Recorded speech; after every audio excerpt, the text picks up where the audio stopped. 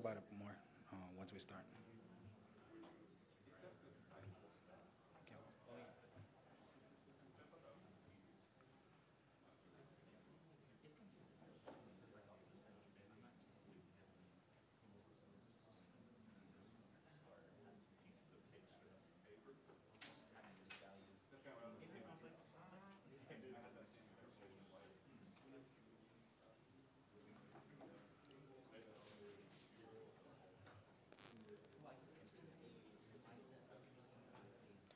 All right, we're gonna get started now. Yeah, it's been 2 minutes. Oh, hi everyone. Thank you for coming. This is the tutorial for analyzing census data with Pandas. If it's not the tutorial you sign up for, you can leave. You don't need to install anything beforehand. We're gonna be using MyBinder. So I'm gonna show you the link. It's actually that link up top, and then it's gonna send you to MyBinder, which is distribution, Binder Hub distribution. You point it to a GitHub repo. They take all the requirements, install it, and then you're gonna have a Jupyter Lab interface on your browser. So you don't need to install anything. I'll show you the info for the GitHub repo in a bit if you wanna download the stuff and follow along in your own computer. Before we start, I got some housekeeping notes. There's gonna be a survey link emailed to you afterwards about this tutorial, how I did. Please be nice. And there's gonna be a snack break at 3. And if you see that I'm not slowing down by like 2:50 or 2:45, you can let me know that you're gonna have to go on a snack break soon. So let's get started. So who am I? My name is Sergio Sánchez.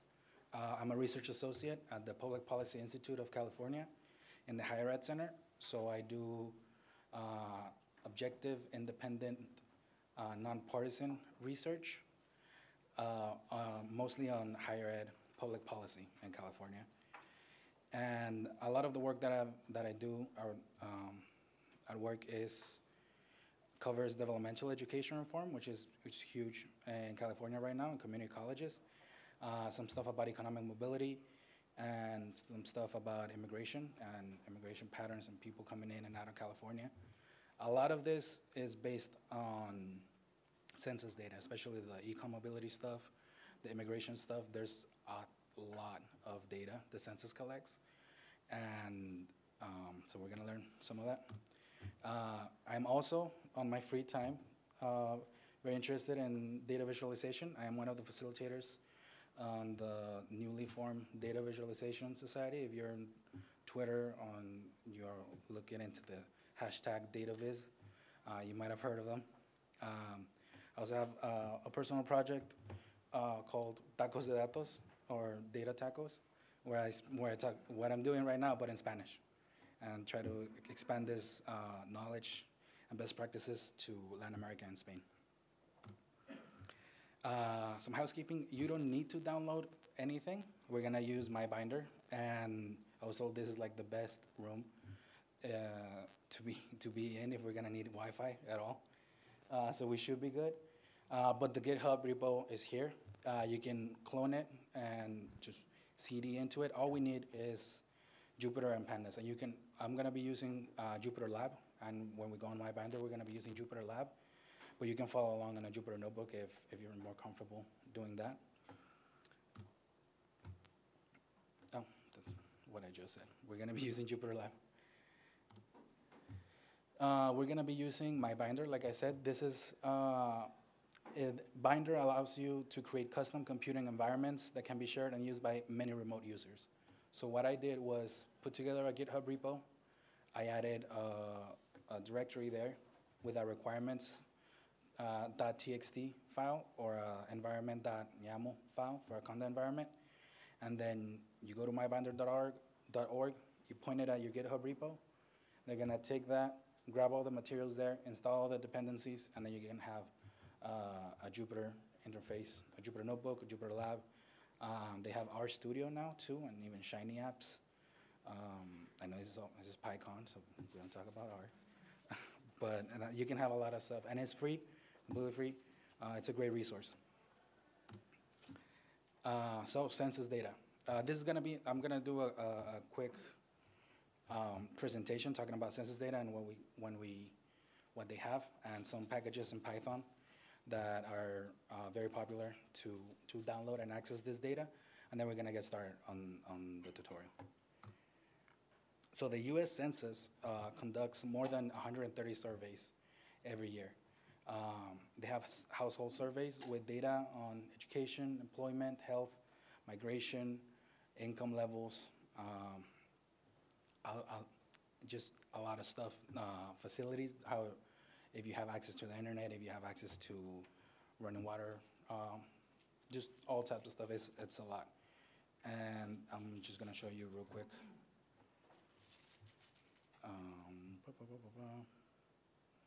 It's a full screen. Let me see if you can see.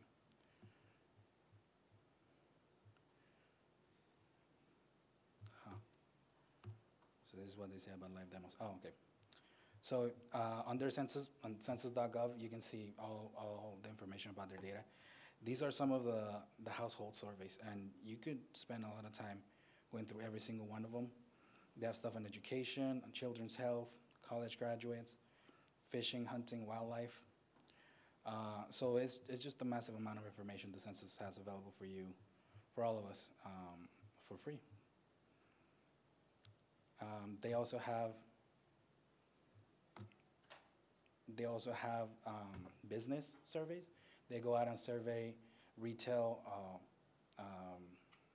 all types of businesses, and they have statistics on entrepreneurship, the import and export stuff on the macroeconomic level, which is kind of like what's more commonly known, what you hear about in the news, like, oh, we have a trade deficit with X and X country. But they also have like monthly retail sales. So if you wanna, if you're thinking about starting a business in a certain part of the country, and you're like, oh, I don't know if I should have it here on the county next over, and you can find a lot of information about the market where you might want to start a business. One of the most popular household surveys is the American Community Survey. They do it every year since 2006, I believe, and it's one of the best sources of information when it comes to population in the U.S. And it's you can look at this data up to all the way down to like census tracts in some areas, depending on how many people live in certain parts of the country. But you can get like very fine data out of this, and this is all completely free, completely open. And this is actually what we're gonna be studying. We're gonna be analyzing today, a subset of the American Community Survey. So how do you get this information? How do you get all this data from the census?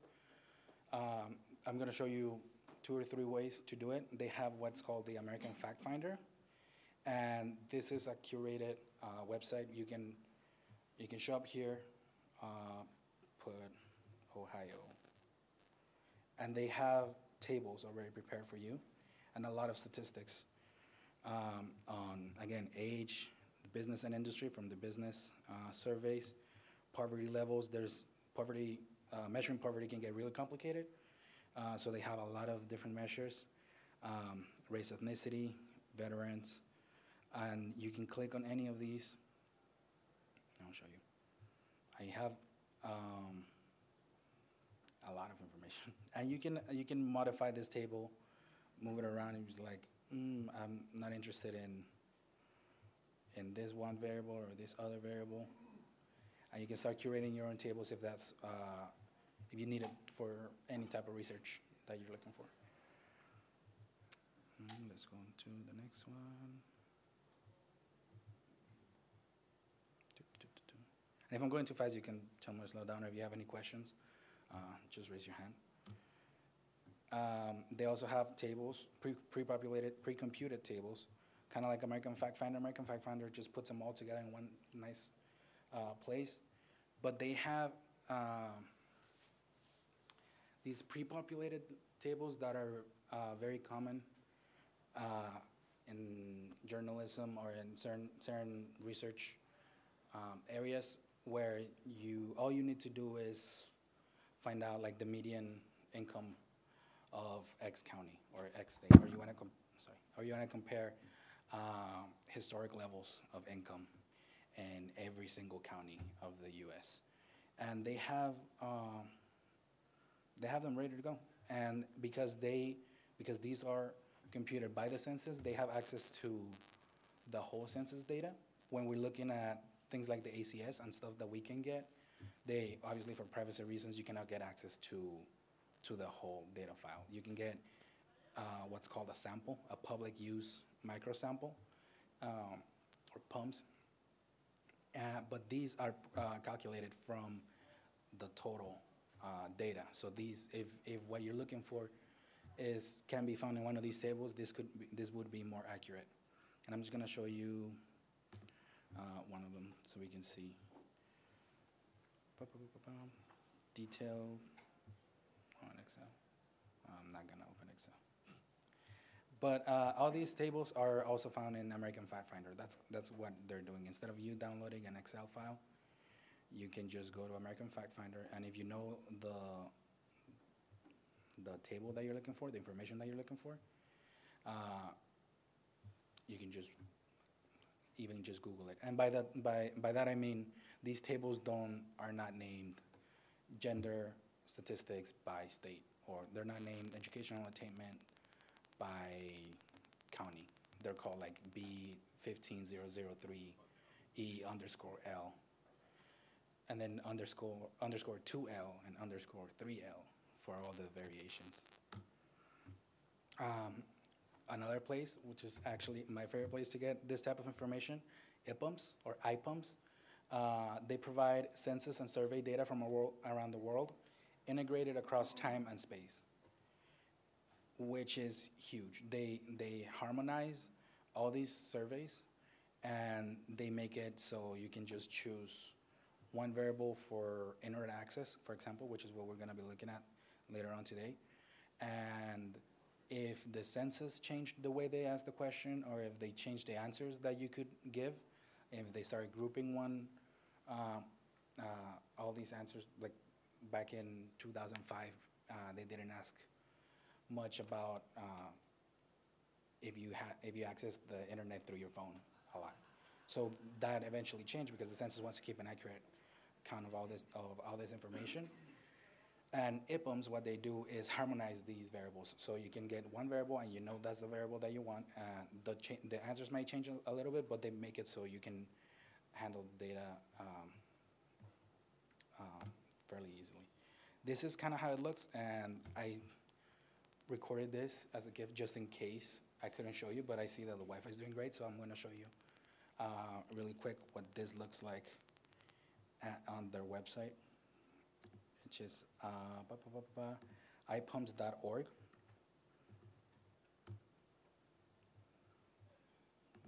And they have, I cannot stop talking how amazing these people are. They have a lot of surveys, not just about census data. They have health data. This one, I don't have an excuse to use, but they have geographical data.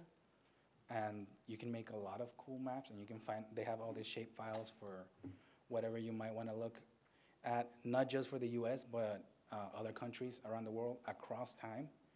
So they have a lot of resources and webinars, and I was just watching a webinar they did on IBumps International, and they mentioned, just off the top of their head, they're like, oh yeah, we also have harmonized shape files for countries like Kenya, and they showed the example of how they put it together, and then Kenya has gone through some political changes, and they'll take care of all that for you, so you don't have to do some data, all the data magic that you need to do. You need to find out a way to harmonize all these variables across time. So this is kind of how it looks like, and this is how I got the data set that we're going to be working on together today. You can send this section, select harmonized variables. You can look at person level statistics. Oh, sorry. Look how many sections they have. And each of them have like 9 at least variables. There's a lot of information here. I'm always here on the education one. You can see that I'm always on this because it's what I do at work. And they'll show you here, for example, you can see the years they have it for. Some of these years don't, they just stop the question and it's just, there's no way you can have something equivalent for today's age. But this is a great resource if you're interested in census data, and everything is free, and they're really great at, if you have a question, you can just email them and then they'll get in touch with you. Next. So how do you get this data using Python? There's a few packages at PyPI related to census data. There's more than, I thought it was just gonna be like one, like someone like me, I was just like, I'm tired of going to IBumps all the time, I just wanna get it. But no, there's many packages on PyPI. You can just pip install any of these. I'm gonna show you 4 notable ones. And 2 of these I actually got from a newsletter from the census. I'm not saying they're promoting them or that they are pushing those packages, but they know they exist and they're okay with sharing them in their newsletter. So the easiest one, Census. You literally just pip install Census, and then you can get access to the Census Bureau's API. And it provides access to ACS, which is what the American Community Survey. SF1 is the summary file, and SF3 are summary files for the decennial censuses. And you can spend a lot of time just talking about the different ways the census summarizes their findings. But most of the time, for high-level stuff, you just look at the ACS, which is the most accurate. It's every year, and not every 10 years. This is as easy as it gets. You just pip install Census. You get an API key from the Census website, and then this is what I was talking about. If you know the name of your table, B25034_010E, which is obviously something about education. you can tell right away. Then you can just ask for that table for the states, for example. This is what it's asking for. You can do that by county, by congressional district. They have what are called PUMAs, public use micro area, I think, which are like tiny area, geographical areas where you have like 10,000 people, I think. So in big cities or states with high populations, you can get like really granular data, and you can see almost like block to block differences. But obviously everything, they do a great job at keeping things private in the census, so you won't be able to find anything too crazy, hopefully. SenPy, which is another wrapper, which is based on an R package, ACS. And now the GitHub repo has a link, has this presentation too. This is a Jupyter notebook. So you're gonna have access to all these links. And I'm just gonna show you, they have an intro notebook. Just gonna show you super quick okay. So it's as easy as, again, you ask for the decennial census file, summary file, or the ACS. I think they do ACS. And the cool thing about this one is that it returns Pandas data frames, which is always nice. I think Census might return like a list of dictionaries, which you can still read into Pandas fairly easily, but if you can just get a Pandas data frame off the bat, that's great. Next, and we're almost done with this, and then we can get started. Census Data Downloader. This is actually a CLI, a command line interface by the Los Angeles Times data desk. They're doing a lot of cool stuff with Python and open source and open data. All you need, again, is an API key from the census, and they're pretty quick. If you go to a website, you request an API key, you're gonna get one most likely in the next 5 minutes. They're just gonna email you one. All you need to do for this one, just export your census API key as an environment variable, and then you can then start using their CLI tool just off your terminal. And what this does is it downloads that ugly name table B32 underscore something something, and then they'll reformat it so the columns actually make sense, and the name of the table makes sense, and you can actually read it. It's on version like 0.05, I think. It's very early, and they have a lot of tables already put together, so you can just ask for median age or educational attainment, not just in states, but in counties, the counties of just one state, etc. And the last one, which is one of my favorites too, it's called Census Data. And this is the most Pythonic one, I would say, out of all of them. They really make it so that it's very Python friendly. If you've done Python on any other, what's the word? In any other way before doing data analysis with Pandas, they have a class for census geographies. You can create these queries, and it's really great. If we have time by the end of the workshop, we're gonna do an example of how to use census data to recreate what we did on the workshop. This is the last slide. That was supposed to be the last slide. This very last thing. Let's analyze some census data. But I didn't plan for that. Okay. So now we're gonna actually get started with the workshop. All you need to do is go on this link. It's all caps. Bit.ly census-data-PyCon 2019. I'm gonna write it over here just to make it easier for everyone to read. And that's gonna take you to my binder, so we can get started on analyzing some census data. This one right here. And if you have any questions, again, just raise your hand and I'll walk around after this. Is it working for everyone? Yeah, okay, great. It's a little scared. Actually, I'll go myself here. It's this one.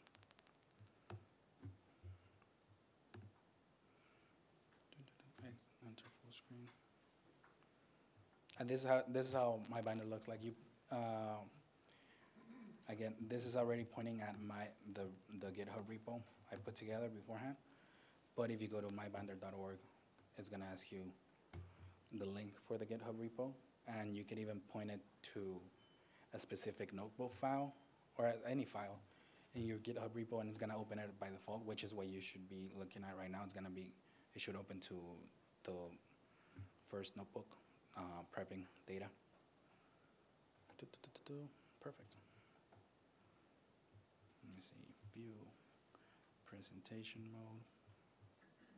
You don't need to do that. I'm doing this because I'm in front of everyone. Can I? Okay. So if you're not familiar with the Jupyter Lab interface, over here you have your files, and you can go all the way to home. This is what the GitHub repo looks like. These are folders. You have the README file. If you double click on the README file, it's gonna show you the raw text, but you can right click on any file, and then it's gonna actually give you the options on how to open things. This works for notebooks too. If you wanna open a notebook in editor way, I'm not gonna do that because I don't wanna mess it up. But you could see the actual JSON representation of your notebook. Here are your sessions. We have opened a kernel for our notebook. Single document mode. Nope. Over here, you have some other stuff that we're not going to be looking at today, but it's fairly intuitive, I feel. So let's get started. We're going to be trying to recreate this fact sheet some of my colleagues at PPAC put together, specifically this one chart, and these 3 bars, because I didn't want to put like a huge data file on the GitHub repo. But what we're looking to recreate is this part. How many households in X state, and you can choose your own state. The data is for all the US, but I've set it up so you choose whatever one, and they should all work the same. How many households in a certain state have access to broadband, high-speed internet, which seems to be like very important nowadays, and how does that vary across racial ethnic groups? We can even look more into, when we get started, you'll see, but we can even divide it by how many households with school-age children have access to the internet. They need internet for school now. So as a policy person, it would be very useful information. Okay, so let's get started. Any questions so far? Can anyone hear me? Can anyone see the screen? How are we doing it? Okay, so this is pretty much how I set up a notebook where I'm gonna start. I usually divide it into a data prep notebook and an analysis notebook, because if I start analyzing something and then I figure out I messed up something in the preparation of my file, I would like to just fix that and not have to rerun everything. So modularizing your workflow is always great. I've set up these research questions for us to answer. What share of household in X state have access to high-speed internet? And does this number vary across demographic groups? And in this case, we're gonna be looking at race, ethnicity. And and these are some tips, and these are personal tips. You don't have to follow this if you have a better workflow. It's up to you. But this is something I found to be like the very basic, standard, good way to organize myself. I'll have a notebook. I'll set up the project or the project name that I'm working on. What is this notebook doing? Prepping. What am I doing? If I'm researching anything, these are my research questions. What's the goal of this notebook? In this notebook, I want to explore my master file, the raw data file that I got from the census, and I'm going to create a working data set. I'm going to grab whatever I think is useful from that, create another data set. That's the one I'm going to be working with, because I don't want to touch the raw data. I don't want to modify that in case I mess up and I need to go back to it. The context is, this is huge, and even if you don't put this in your regular workflow, I would suggest that you do this, because in 3 months or even 3 weeks, I'll go back to a notebook, or I'll go back to the work that I was doing, and I have no idea why I was doing anything that I have here. And I might look at like some cool thing that I figured out how to do, and then it's just lost forever because I don't remember what I was doing it, why I was doing it that way. So just putting a little bit of context at the very top of your notebook is always nice. So we're gonna get started. I've set up a lot of the code, and as we progress through the notebook, there's gonna be less and less code that I have put there for you, and you're just gonna have to type it yourself. But I wanted to set this up because this is something that I do on every notebook, and this is essential to the rest of the notebooks to make sure that we all are working on the same at the same pace, and we get the same variables and the same workflow. Sorry. So the very first thing we're gonna do is obviously set up our environment, import whatever we're gonna need. We're gonna use obviously Pandas. That's in the title of the tutorial. We're gonna use Pathlib. Has anyone worked with Pathlib before? It's a great tool, because and I'm sure there's other ways, but I use it because I have this. My personal computer is a MacBook, and my work computer is a Windows, and they use different slashes. Yeah, so it just if I write something that has to do with paths in my regular computer, in my personal computer, it might not work on my work computer, or vice versa. And pathlib, what it does is it creates these path file objects, and they just work on Unix. On Linux, on Mac OS, on Windows. They just work, which is great. Also, this datetime tip of importing datetime and then creating a today variable so you can tag your data files is great. Tagging your data files or tagging your work with just the date is not, we have version control. But when you're doing data, there's still version control systems for big data files, but this is a great first step. Just make sure that you can differentiate between the files that you're working with. And I did not come up with that datetime tip. I found it online and I forgot to save the link. So if you know someone posted this from datetime, import datetime as DT, so you're not confused with so many datetimes. Datetime calls on your code. Find it on Twitter. It has saved me a ton of time and confusion. So if you're that person, or if you know that person, you can give them a high five for me. So I'm gonna give you 2 minutes, and I want you to try to figure out what's happening here. You're gonna import the libraries. You're gonna create a today variable, which should change from April 27th to May 1st. And you don't have, I'm using, if you haven't worked with datetimes, that I just put that together for you, but if you know what you're doing with the datetime object, with the string f time, you can change it however you want. The %d is giving you the 27, and then I added the dash. %b is giving you the month with the abbreviated way, with the actual name of the month. Dash %y is giving you a two-digit year. If you do capital Y, you can get 4-digit year. All right, I'm gonna give you 2 minutes to work on that, and then I'm gonna stop talking. I keep talking a lot. Just a few minutes. Yeah. Just a thing I just figured out is to try to run the cell and it wasn't doing anything. In the top right, it was saying no kernel where it currently says Here? Python 3. Yeah. Oh, okay. So if you don't have a kernel, you can over here in the refresh symbol, you can restart a kernel, and if you don't have a kernel, it might ask you to choose Python 3, which is the only one that we have. If not, you can refresh the page. My binder will will stop working for you if you have 10 minutes of inactivity, and I'm sure I've been talking for more than 10 minutes.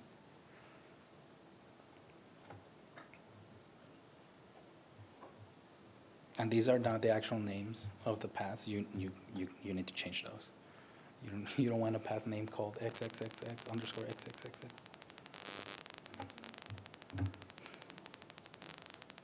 You can name it something intuitive like B304 underscore EL.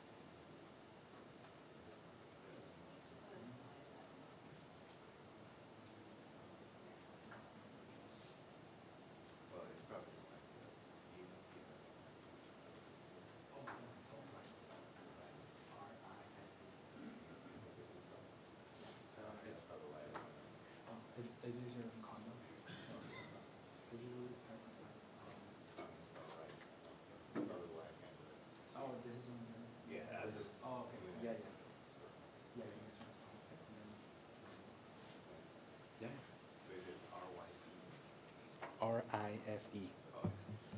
And if you go on the GitHub repo, on the environment file, it should be, it'll be there.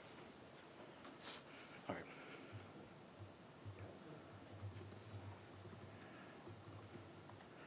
Okay, I'm gonna start working on my version over here. You don't have to follow exactly what I'm doing. You don't have to name them the same thing, but that's what the rest of the notebook kind of assumes you're gonna be doing. So if you don't want to think too much about it, you can just copy these.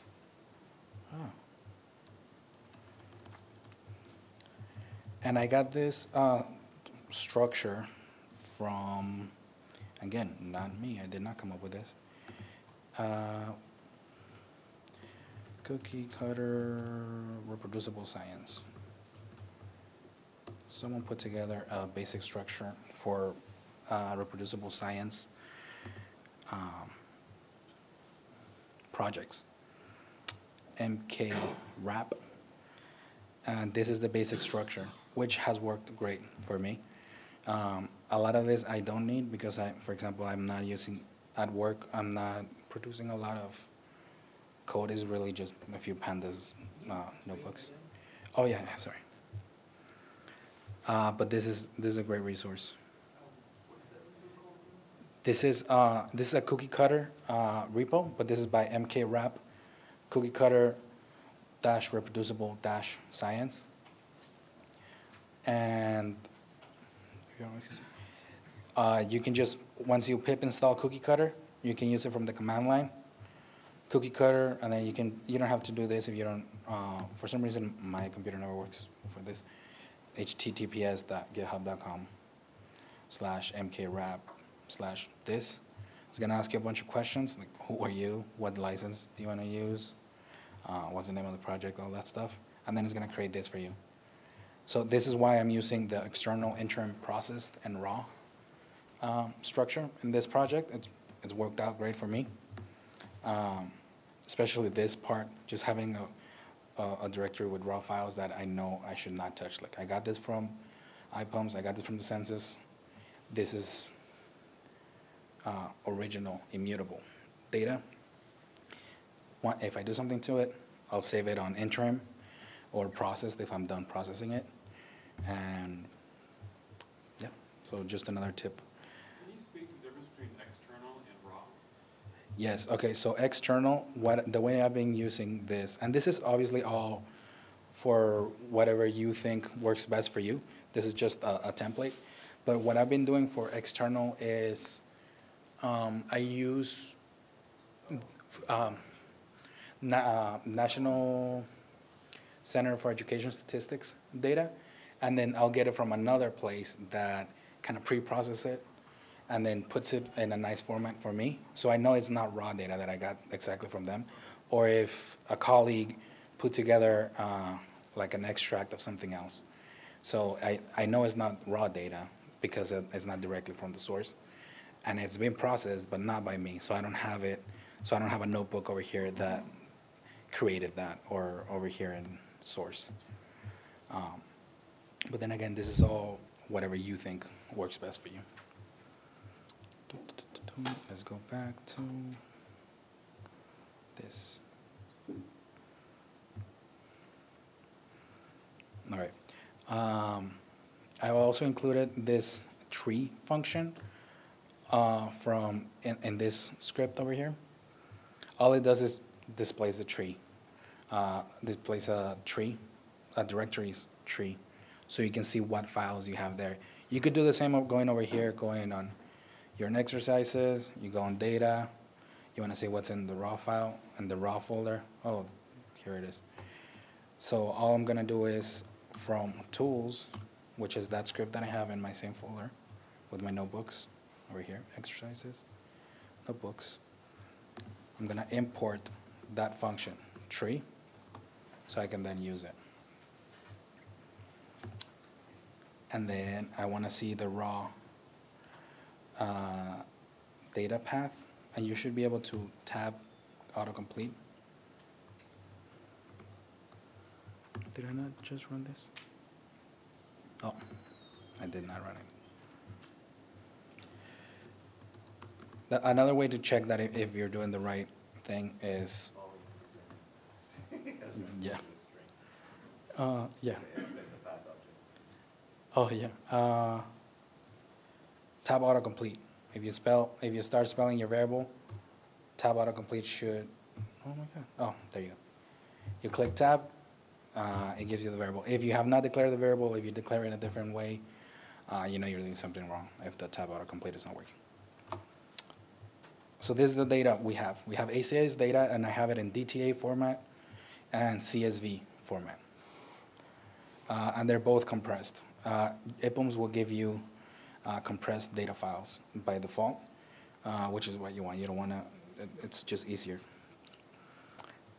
Step 2, we're going to load the data into a data frame, into a variable. I've provided you here the code, but this is just markdown.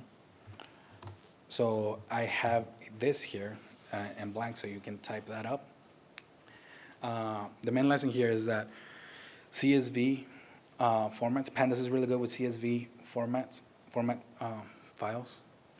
And you don't need to give it any other parameter if you're working with a compressed CSV file.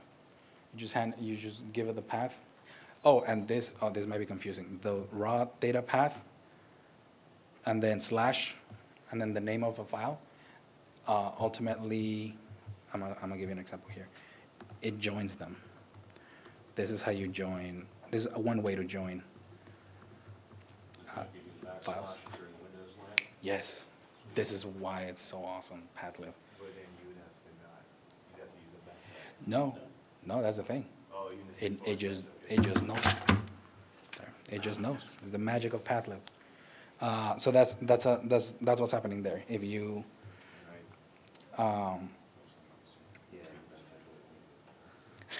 which is why I also included this tree object, this tree function, because you want to know what's going on here. Pandas, by default, if you start giving it a path, you can tap autocomplete. And it just knows. But if you're just to make it more reproducible across platforms, it's better if you use Pathlive. But if you're using Pathlive, you don't get that tab autocomplete in your file path right away with Pandas. So I'm gonna start.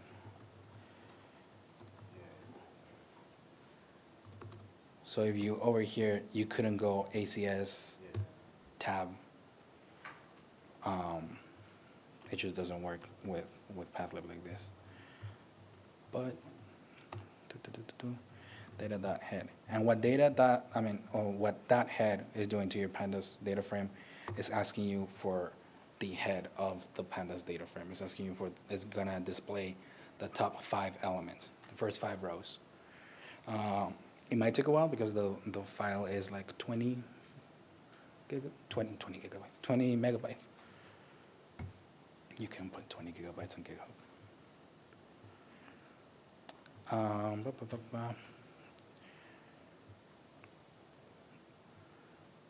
And I try to make this as independent, have this workshop be as usable as it can by itself. So that's why I have so much text and trying to describe what I'm repeating here. What I'm saying out loud here, it should match more or less what's written in the notebook. So if you want to go back later or tomorrow or in a few days, or you want to send it to anyone, this should more or less stand on its own. Yeah. If you mess up the second one, it's hard to tell because you have data saved from before. So you might want to set data to none to make sure that it's not saving running out your old data. This one? This one? Yeah. Oh, okay. Yes. So what exactly? So has anyone tried the first one, loading up CSV? Yes. Oh, no. Oh, you're good. Oh, okay. Sorry. Okay, so we're gonna move on to the next one. So, IBumps, like I said, it gives you data in gzip format. It's compressed and it's very easy to work with, especially in Python. Python has gzip in the standard library, so you can just import gzip and open a gzip file, just load it up. And you're completely right. This code, it might be confusing if you mess up this first one, or if you change the name over here. Because for the rest of the notebook, I'm gonna assume that your data is saved to a variable data. And what this is doing is overwriting the last one. So just let's make sure that we get this one right. And here I have a little explanation on why we're using the DTA file. If you go to IBumps, when you're selecting your data, at the very end you can choose what format you want it in. You can get it in CSV format, you can get it in Stata, DTA, you can get it on SAS and SPSS, which Pandas has functions to read too. But I've worked with Stata. I studied economics, and this is what a lot of people use. And if you're doing anything with census data or anything with social, anything that people in the social sciences might be working with, Stata is very common. So a DTA file is very common. And I mean, it's common enough that Pandas has a just read Stata function too. Okay, so I'm gonna get going over here. We have 50 minutes to finish this one, hopefully. Import gzip. This is important because I kept doing this, practicing this notebook, and I always forget to import gzip. Yeah, which is a bad signal, bad sign, because I wrote this and I still forget to do it. But just make sure that you're importing gzip before. And then data equals PD, reads data. And then you're passing that file object that you're starting with this. And then I'm gonna ask you to display the first 5 rows like we did, just a few cells above.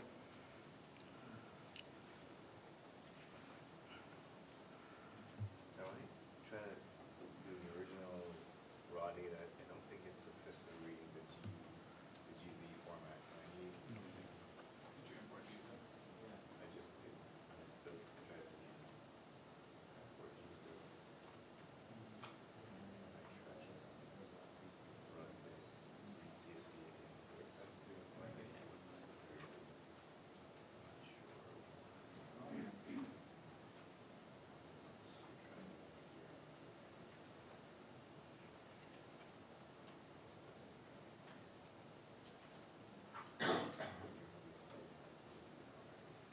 But I'll need the GZ. Yeah, it is. That's why I was. I mean, you shouldn't worry too much about the CSV one, because we're gonna be using the DTA file for the rest of the notebook. So if that, it's more important to get the Stata file working. Already load it, and we display it. First 5 rows with head, yes? I just happened to notice that there's a pd.readStata Mhm. function. Yes. Did that do something similar? For this, for this one? Yeah. Oh, if okay. you do it directly You're to, actually invoking that. Okay, directly. for this one, yes. I'm sorry. This one you cannot you cannot read a gzip compressed file directly, because the reads data function just cannot do that. But yes, they have a reads data and they have a to's data. So even if you're working with CSV files and then eventually you wanna just save it as a DTA file, you can just, instead of saving it .pd to, I mean, data to CSV, you can use data to data.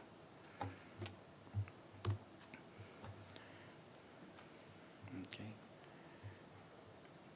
And this is one of the main benefits of working with a Stata file from IBumps. If you go up here, this is what your CSV file looks like. Ones, zeros, ones, 20s, just numbers for the codes in your data. which you can then match with the data dictionary. You can just grab those and then just rename all your values so they match something. But a Stata file has embedded, what they call it, value labels. So Pandas will read those as categorical variables, categorical columns, which under the hood are still zeros and ones, but it will display them as their actual value, which saves you a ton of time because if you save this column, state fib, as a bunch of strings, that would take a lot of memory. I mean, maybe not a lot, but it will take a lot more memory than it would if you save it as a categorical in a Stata file, or as just a bunch of int or floats, and then just have your data dictionary somewhere else. And just working with the Stata file, it puts it all together. But it is a different type of data, so we just need to be aware of that. We can still compare it like it's a string, and we'll see some of the ways we can compare stuff in the categorical variables later on. So now we're moving on to step 3.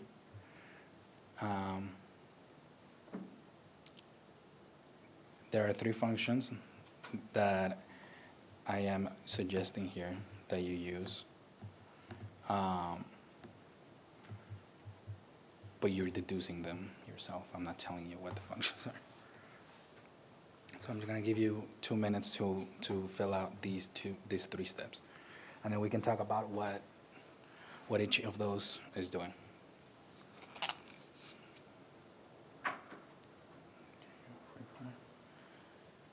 I'm going to be walking around. If you have any questions, you can just flag me.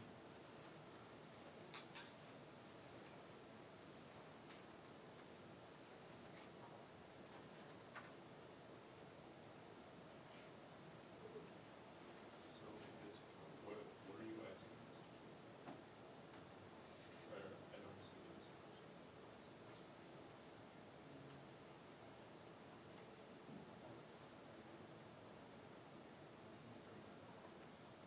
Oh, it's just a file.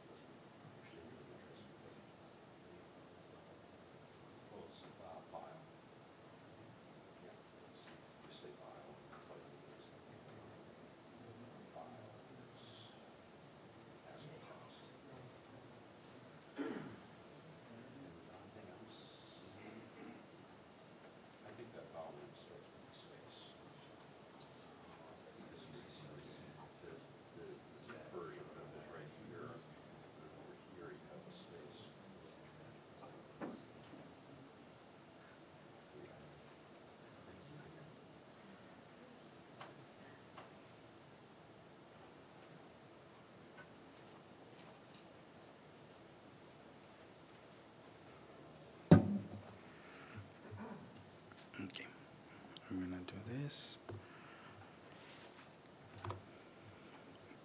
Info. Describe is over here. And shape. All right.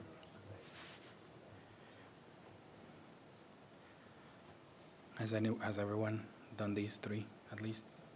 As some people going ahead.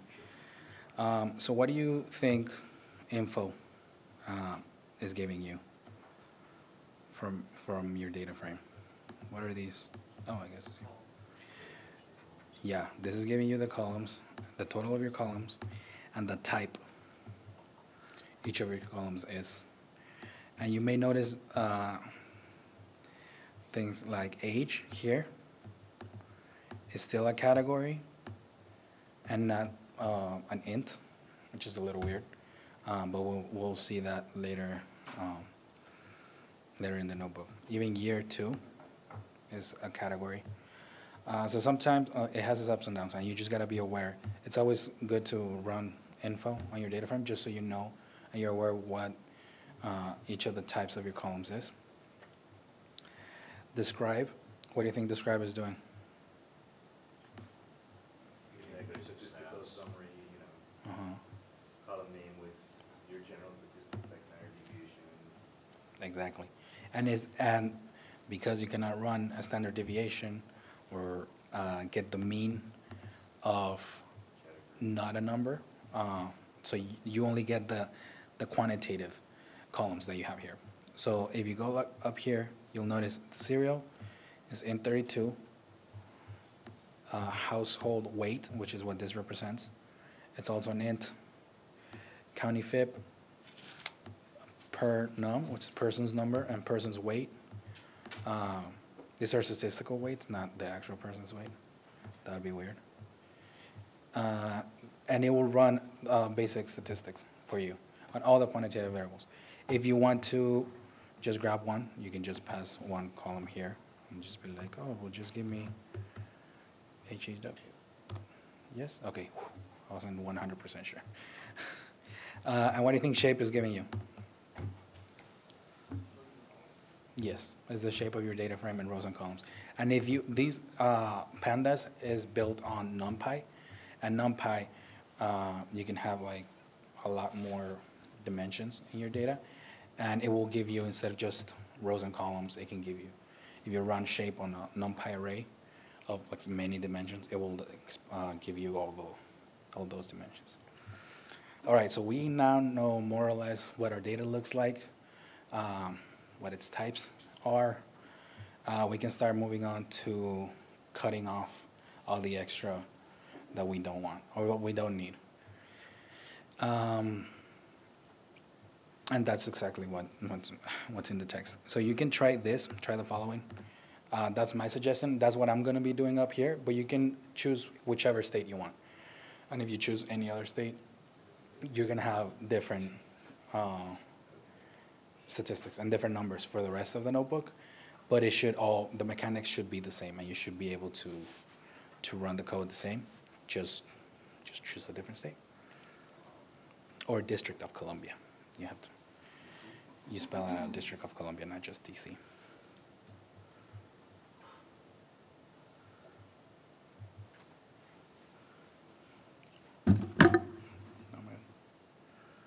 Data.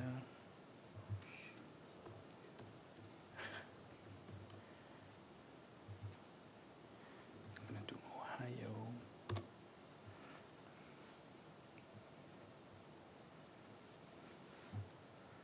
I shouldn't have run that actually. It's gonna be a surprise.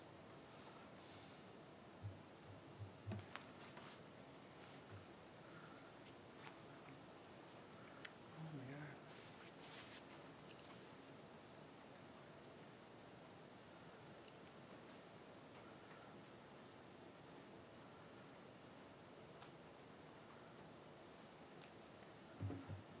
Okay, I'm gonna get going because we have 35 minutes for snack time. When you run this code, when you compare two values on a column in Pandas, which is what Pandas calls a series, which is a long array, non-dimensional, 0 dimensions array. So when you're comparing it or doing math on it, comparing it to an operator, if you're comparing like this, you're gonna get oh my god, sorry. It will return an array of the same size of booleans, and it's gonna tell you true if it matches the condition that you passed, or false if it did not. Like this, because I'm using Ohio, which is right in the middle. Let me see if I try Alabama. Okay, so if I try Alabama, it's gonna grab because Alabama is all the way to the top on the 0th index. You can see this array starts with trues. So each of these rows, their state fib column matches the word Alabama. And you can use then this array as what I think this is in the Pandas docs. They call it a mask. So you can use then this mask of trues and falses. I'm just gonna keep it in Alabama. Trues and falses as a mask to grab certain rows of your full data frame. So if you pass something like this, data state fib Alabama. This I'm just saving this array that I got over here. We're saving it to the variable mask state, and I like starting all my variables that I'm gonna use as masks or filters with the same name, and then just like mask underscore state. Or if I'm gonna be filtering out on the household weight variable, or on any other variable like the age or GQ, which are group quarters, I'm going to name each of those variables mask underscore GQ condition or mask underscore age to keep track of that. And because once later on, if I want to use it, I can just mask underscore tab, and I'm going to see all the filters that I've created, all the masks that I have created.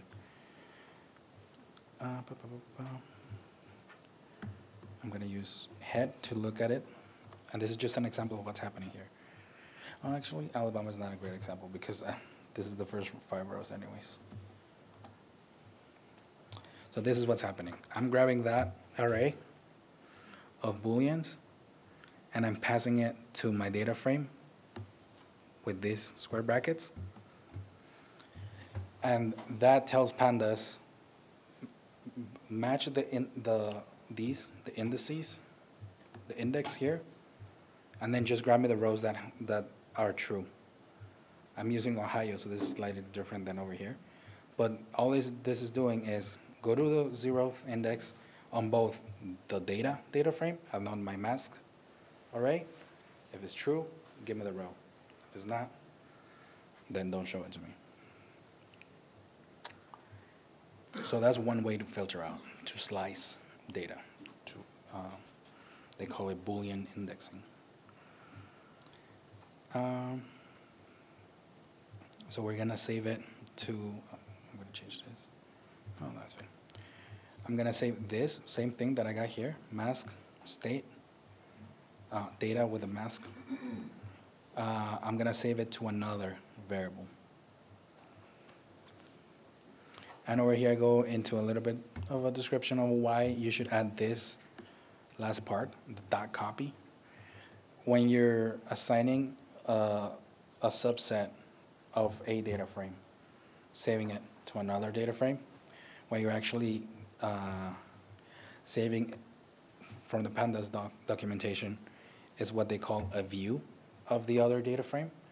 So to save memory, it's kind of like pointing at the same thing, and that can have unintended consequences later on if you start modifying your data on the second data frame or on the first one. I have not found a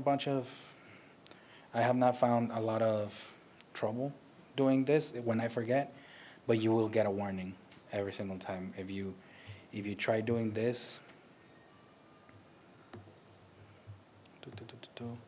just state data, give me the data mask.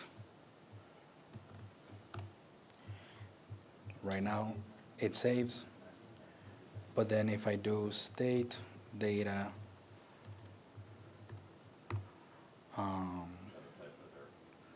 then you can add a new column. Wait, will that give me? Data instead of date. Oh, you see this? I use data too much. Another column equals 5. This is the type of stuff. This is what I try to do here is create a new column and then assign it 23 to all of them. But you're gonna get this warning. You're trying to set it on a copy of a slice of a data frame, of another data frame. Try using .lock because this is gonna actually assign values to the data frame. So when you got something like this, when you have a data frame called data, you pass it a mask, and you're creating a subset from that data frame onto another. Just make sure you use copy, and sometimes you don't even need it. We were just talking over here. You might get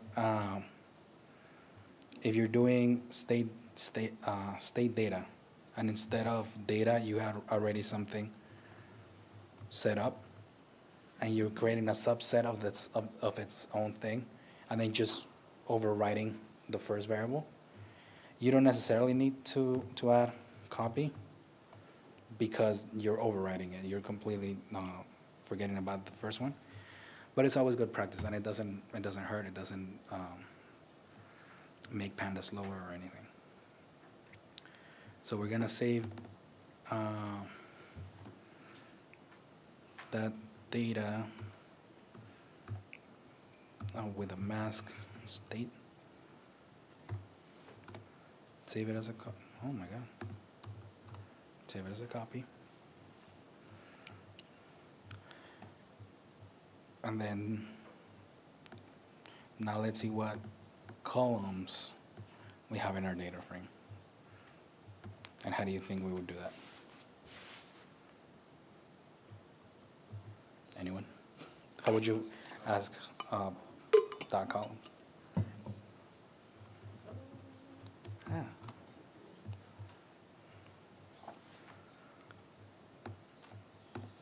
You could just do state data dot head, but a lot of the times, especially, I mean, this is a very small subset of the American Community Survey, and sometimes I want to have race, ethnicity, educational attainment, age. What else can I have? Marital status, nativity status. So it's going to have a lot more columns that you could show in the data frame, just in a cell here. So you can just do dot columns and it's going to give you a list. What's the difference between Which is nice. relate, related, and raise? Oh, perfect. This is the type of stuff that you just learn working with the data. IBumps has this thing called, these are the harmonized variables, race, Hispan for Hispanic, and relate as for the relationship between the person in the observation to the household, to the head of the household. And related, raced, and Hispan are the detailed variables. So you can see, let me show you super quick. You could see state data, raced. Actually, I'm just gonna show you head. If you pass a parameter to the head call, it's gonna show you that many rows. By default, it will show you 5. If you wanna see 15, for example, you just pass it 15 and it will show you 15 rows. And here we can see, oh, this does not help. Okay, so this one works. You can see in the race column, you're gonna have something like 3 or more major races, because there's a lot of combinations that would satisfy 3 or more major races. But if you go into race D, you can actually see the 3 or more races that that person identifies as. A lot of times we'll just work with race or Hispan, because you don't want to, I mean, this could get really granular for race D. You can have a lot of different combinations. Same thing with relate. Let me see. Other non-relatives, 1990 employers. Child, okay, you cannot really see on this one, but you can get children. For child, there's many detailed definitions, and they'll get like very specific, especially because old censuses had like very weird ways of asking for stuff, and they'll be like adopted child from previous marriage, or adopted child from somewhere else, and it's like all different types of children. But you don't really need that to differentiate their whole children here. Okay. Okay, so here I gave you a space to show you how you can drop columns. It's as easy as just dot drop, and then you give it the columns. You give it a list of columns. So if I wanted to drop those, race D, Hispan D, related, it's columns. And this will return your whole data frame, but without those columns. So if you want to save this, you would have to save it to another variable. But you don't have to do that yet, just yet, because, well, unless you're completely sure of the columns that you're dropping. And this is why I might be on the next one. Yeah, you can sometimes some of these you can always do. Not in everything. You can do in place equals true, and it's just gonna save it to itself. I saw a talk by, I don't remember his name, but he's one of the core developers in Pandas, and he said not to use in place because it has some unintended consequences sometimes. So that's why I'm not including it here. But yeah, you could just do in place for some of these, especially a drop or in reset index is kind of common.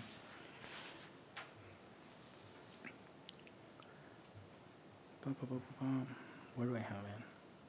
I mentioned here that you should drop columns only if you're over like 90% sure you're not gonna need it. Especially because this data set is not particularly huge, it's not gigabytes and gigabytes of data. So you don't mind just having an extra column that you might ignore just down the road. If you're dealing with gigabytes of data, then you might just be like, okay, well, there's no way I can have an extra column because it's gonna take an extra hour to run this. But just in this, I would just drop those if I'm 90% sure. And this is the value of having the raw directory and the processed or interim directory, because because if you drop those columns and then you save it back to the original file, then you just lost those. And it's just good practice to keep in mind, this is my raw data directory, this is the original files. I'm not modifying those ever. I got these, and then whatever I do, I'm going to save it somewhere else. Okay, so now we're going to explore GQ, which stands for group quarters, which are group living arrangements is what they call. So such as rooming houses or military barracks, dorms in colleges, certain institutional living arrangements. We go more in depth over here, but essentially if there's like 5 or more people unrelated to each other that live in one place, it's considered a living quarter by census standards. What we want to see here is the unique values of your GQ variable.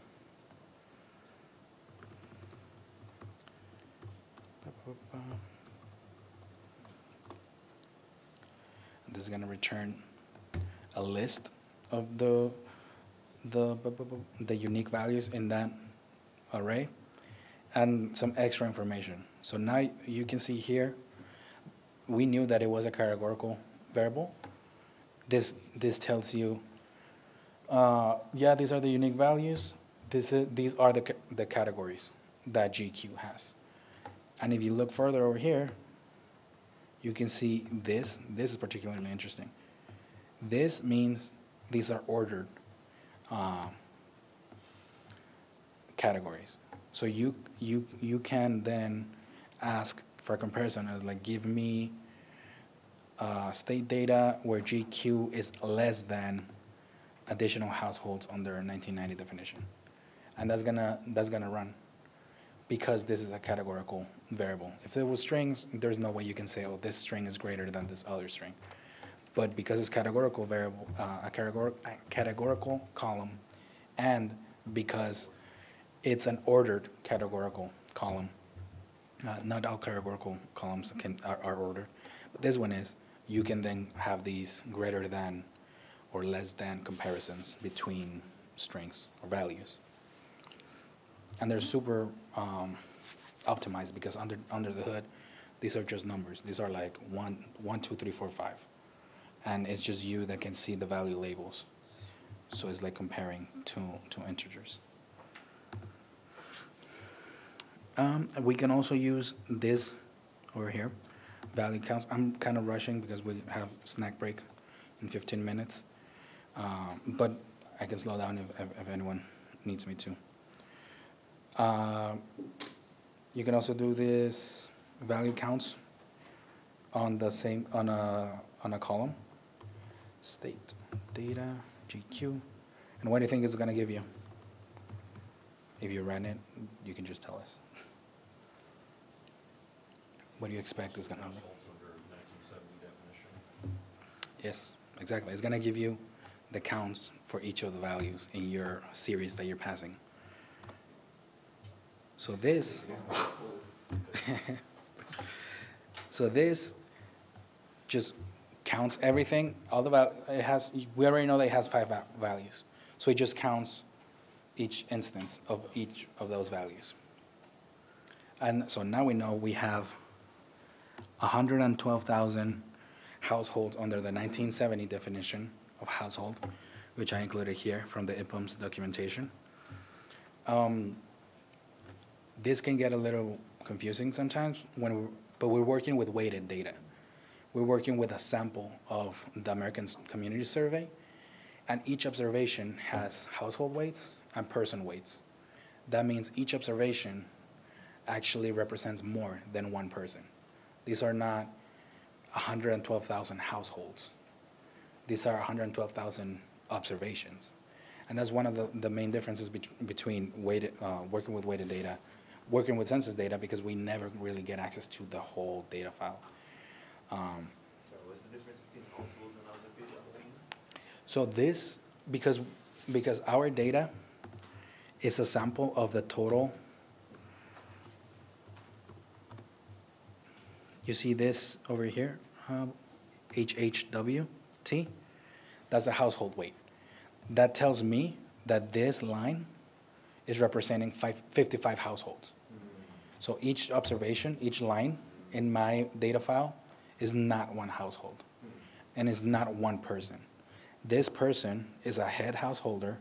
He's a male, he's 79, he's white, and he has no internet access on his house, apartment, or blah, blah, blah, which falls under the household definition from 1970. He's in Ohio on I think 0 means like it's not, it's like null. And this person is representing 55 people. So instead of having 55 the same, of fairly similar observations, they just group them all into one. Because also they don't want to give you like each person's actual answers for the community survey.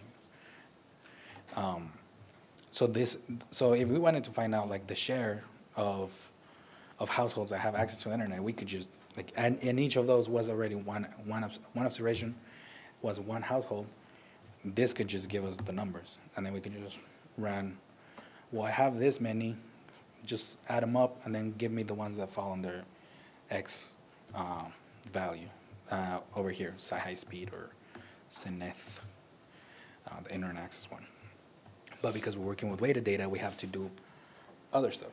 Right. And then we're gonna, so everyone with me so far? We're gonna have break in like 10 minutes, and you can get snacks and then come and talk to me if you have more questions. So what we're gonna create here is another mask, just like we did earlier with the state. We wanna create a mask with two conditions. So for our data, what we wanna do is grab the households that fall under the 1970 definition and those that fall under the 1990 definition. And here is the explanation if you're interested. In the 1970s, the limit was 5 or more. If you have 5 or more people living, unrelated people living in one place, you're a group quarter. Your building / house / apartment is a group quarter.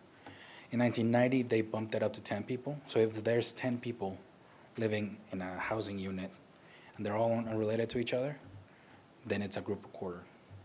But starting 2000, they stopped the limit. Now they have a list, an actual list somewhere in the census where that's continuously maintained by the Census Bureau. And if your housing unit, which would be considered a group quarter under these other definitions, is not in that list, they're gonna count it as a household. And it's not a lot. You can see here that it's only 20 observations in our data. But if we want to be as accurate as possible, we just wouldn't count those under what we think of a household. So I'm going to give you 2 minutes, and I'm going to set up the first one. You're doing the same thing, state. You're creating a comparison that's going to return something, and you're creating another condition for another value. This looks pretty much the same.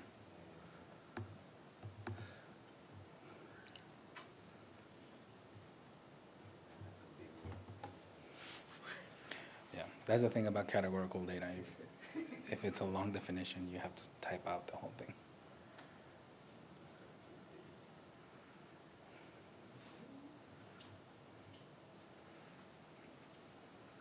Oh, and don't read ahead because that's the answer for the next one. That's a tip to make it faster.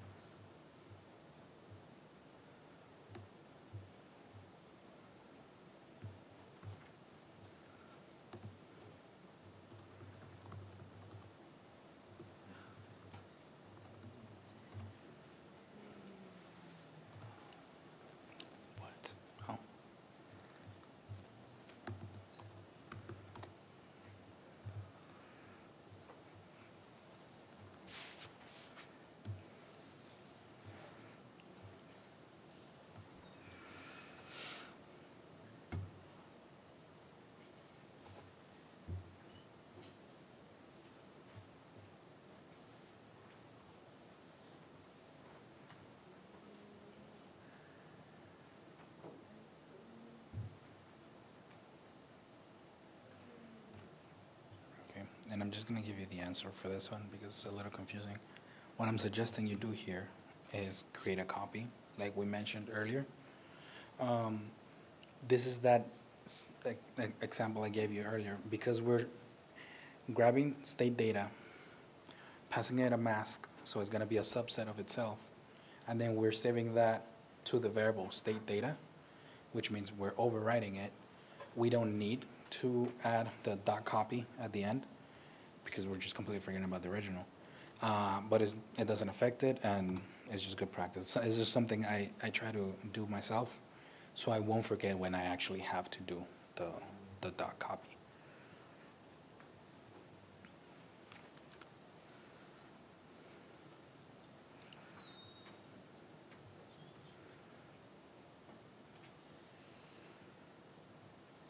We had a error saying something about user warning, Boolean series will be indexed to match Dataframe index. I got the same error.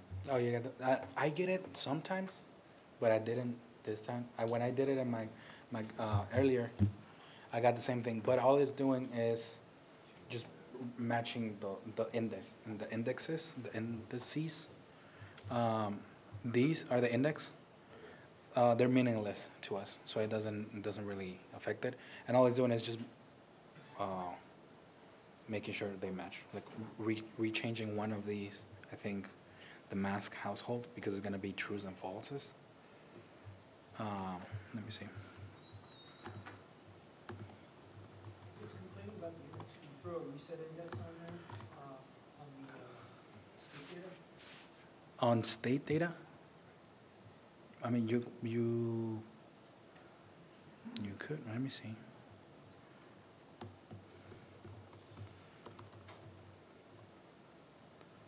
You can, if you do that index, it's gonna give you the index, by the way. 218,599. Oh.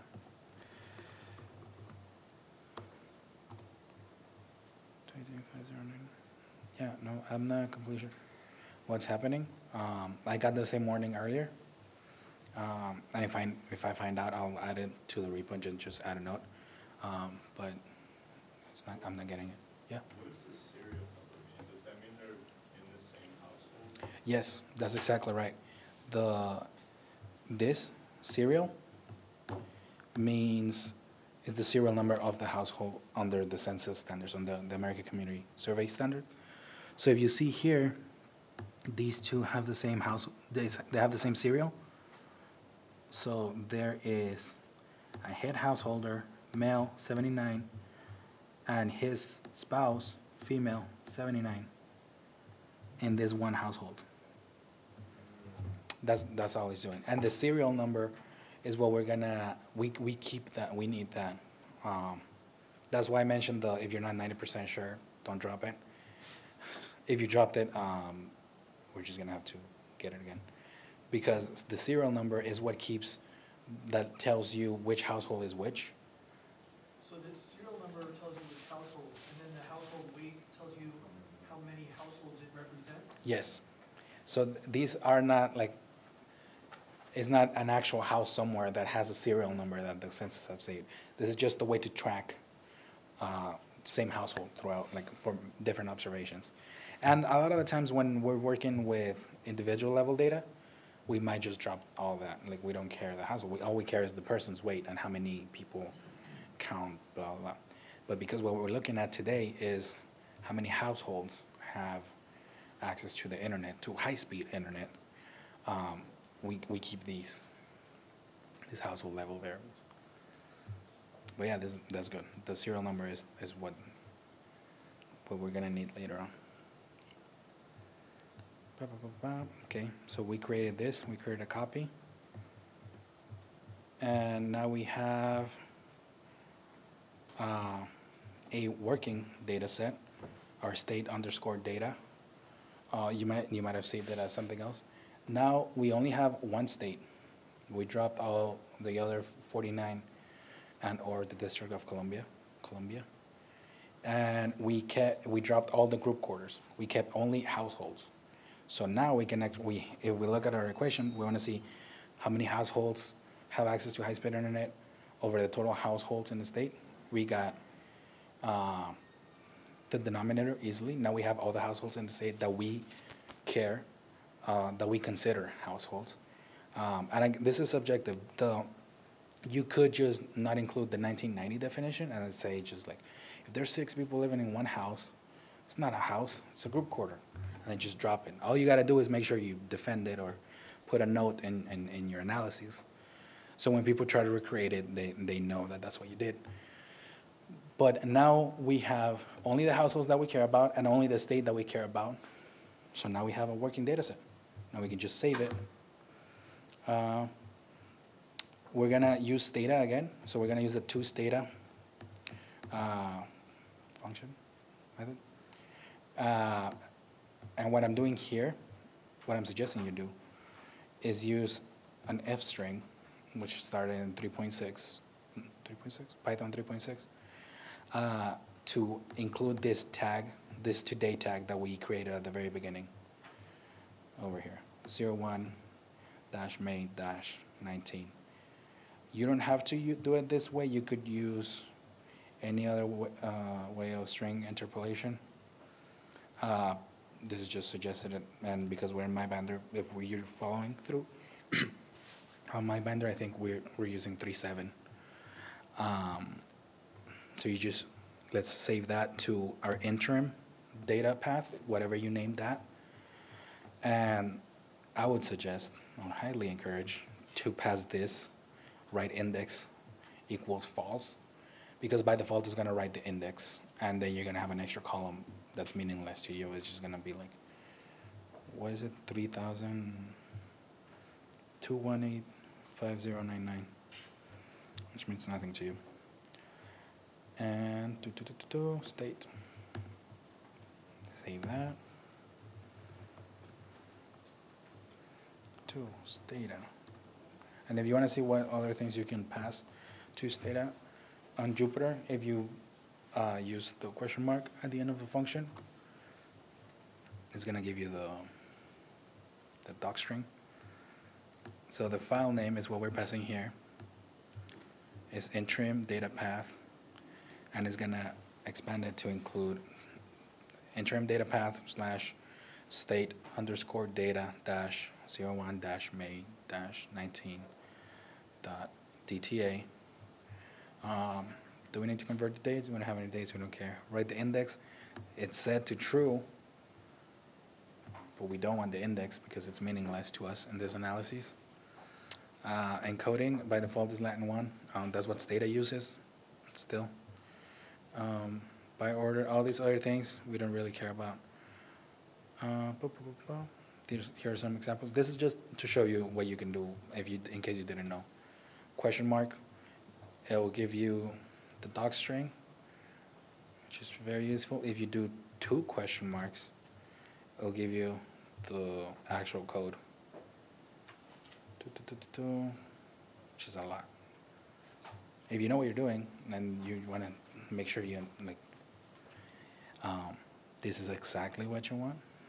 This is another way to look at it. Okay, so we're doing this. Interim data path. F string state data dash today. And you could just write the date yourself if you wanted to, but this workflow has worked pretty great for me. I'll just, if I'm running something and I change just a little bit of the code earlier on and I'm running it the next day, I don't overwrite the data this subset of the data that I created the day before. So it's just a way. You could end up with a lot of copies of the same data if you're running it every day or every other day. But you just gotta, it's still a nice tool. And you could get more detailed here. This is just the day, the month, and the year, but I think it goes to like nanosecond. So if you really care about the time, like I ran this at 3:59:01:01. You should save it like that. Saves.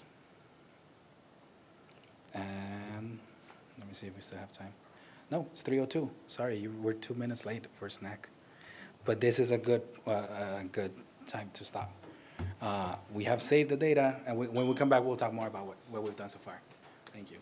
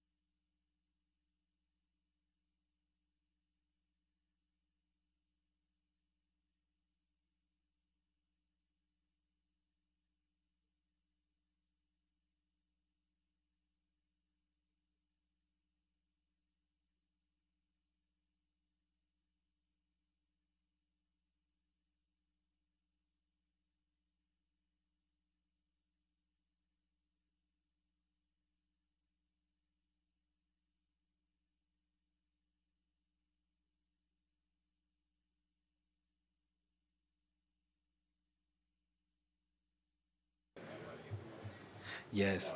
I'm cloning the repo now, so I'm running locally. Okay, yes, sorry. I forgot about that.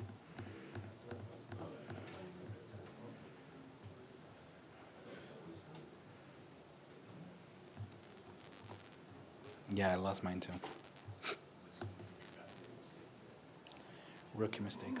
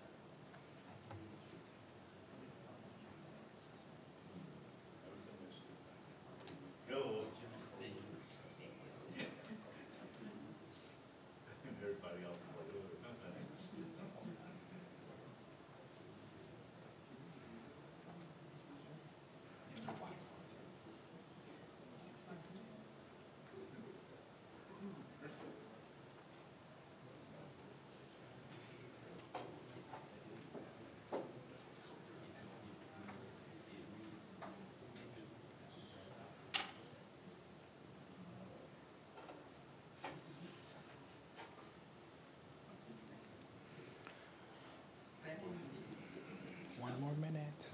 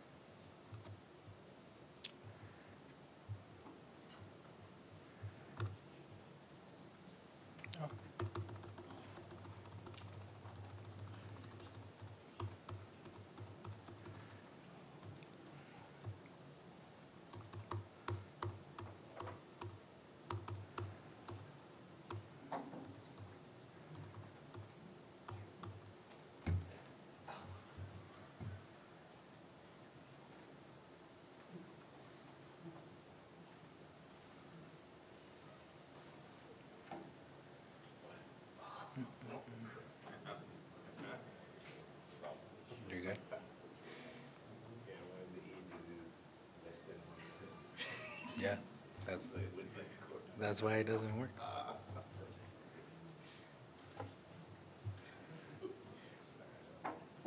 some data mining while you're there. Yeah.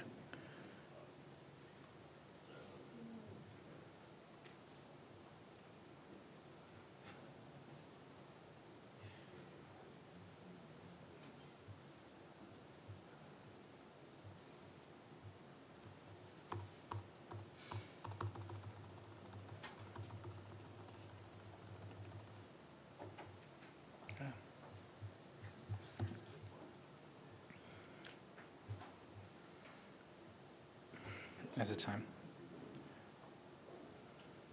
Okay, we're gonna go ahead and get started on the second part of our analysis. So when we left off before the break, we had just saved our data. If you're using my binder to follow along, your session might have finished. If you don't do anything for 10 minutes, they'll kind of like shut it down. What I just did right now was go all the way to the top here and just refresh to restart my kernel. And I just ran every single cell again. If that happened to you, you can just refresh the page and then we'll start. You're not gonna have that saved, but it's great that we finished all the way to saving the data file, because you could just go here to the solutions and just run this code until all the way to saving a file, all the way to step 5 when we save the file. Does that make sense? If you're running a MyBinder and your session didn't expire, if you're not seeing any errors, then you're good to go. This is just in case you try running something and it tells you the kernel's dead or your session has expired or something. Okay, so I just wanna, we can just go over what we have done so far.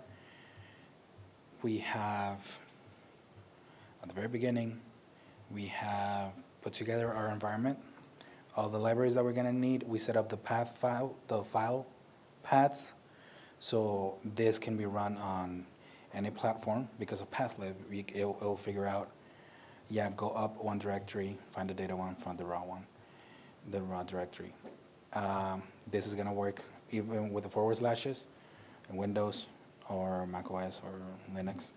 We have this little function that's gonna give us the tree of a directory tree, so we can explore the same path. It doesn't have to be raw data path. You can pass interim if you're working on something else later on. We have loaded up a compressed file, so we know how to load up either CSV compressed file, gzip CSV files, gzip compressed CSV files directly onto Pandas, or using gzip, loading up more different formats like .dta. We saw the quote-unquote value of having a DTA file. It comes with value labels, which can then be interpreted as categorical columns in Pandas, which allows us to do comparisons even between strings and the categories if those categories are ordered. We know how to do some basic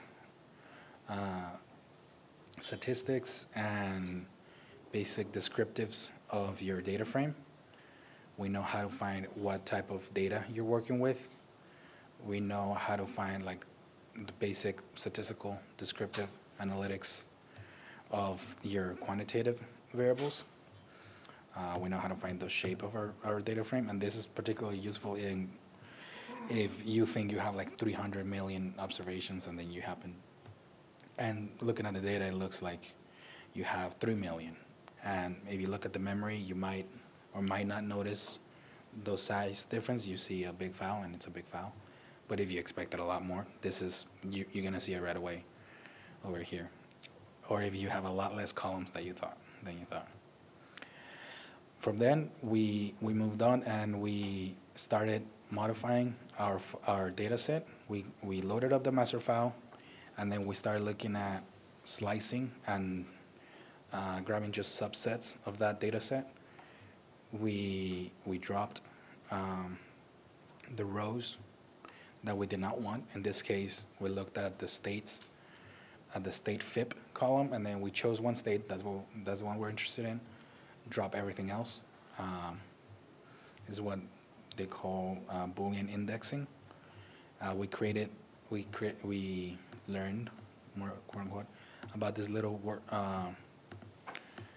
two-step process of creating a mask, passing that onto a data frame to create a subset, and then saving that onto another variable. I don't need this. We learn about copy. If you're pointing it, if you have a master file and you grab a subset, and then you're gonna save that to another variable, you wanna create a copy of that Otherwise, you're creating a view or a copy of a slice of another data frame. That's what another way Pandas documentation looks at it. This is good practice because it might have unintended consequences down the road. We learn how to look at the columns of a data frame. We learn how to drop columns.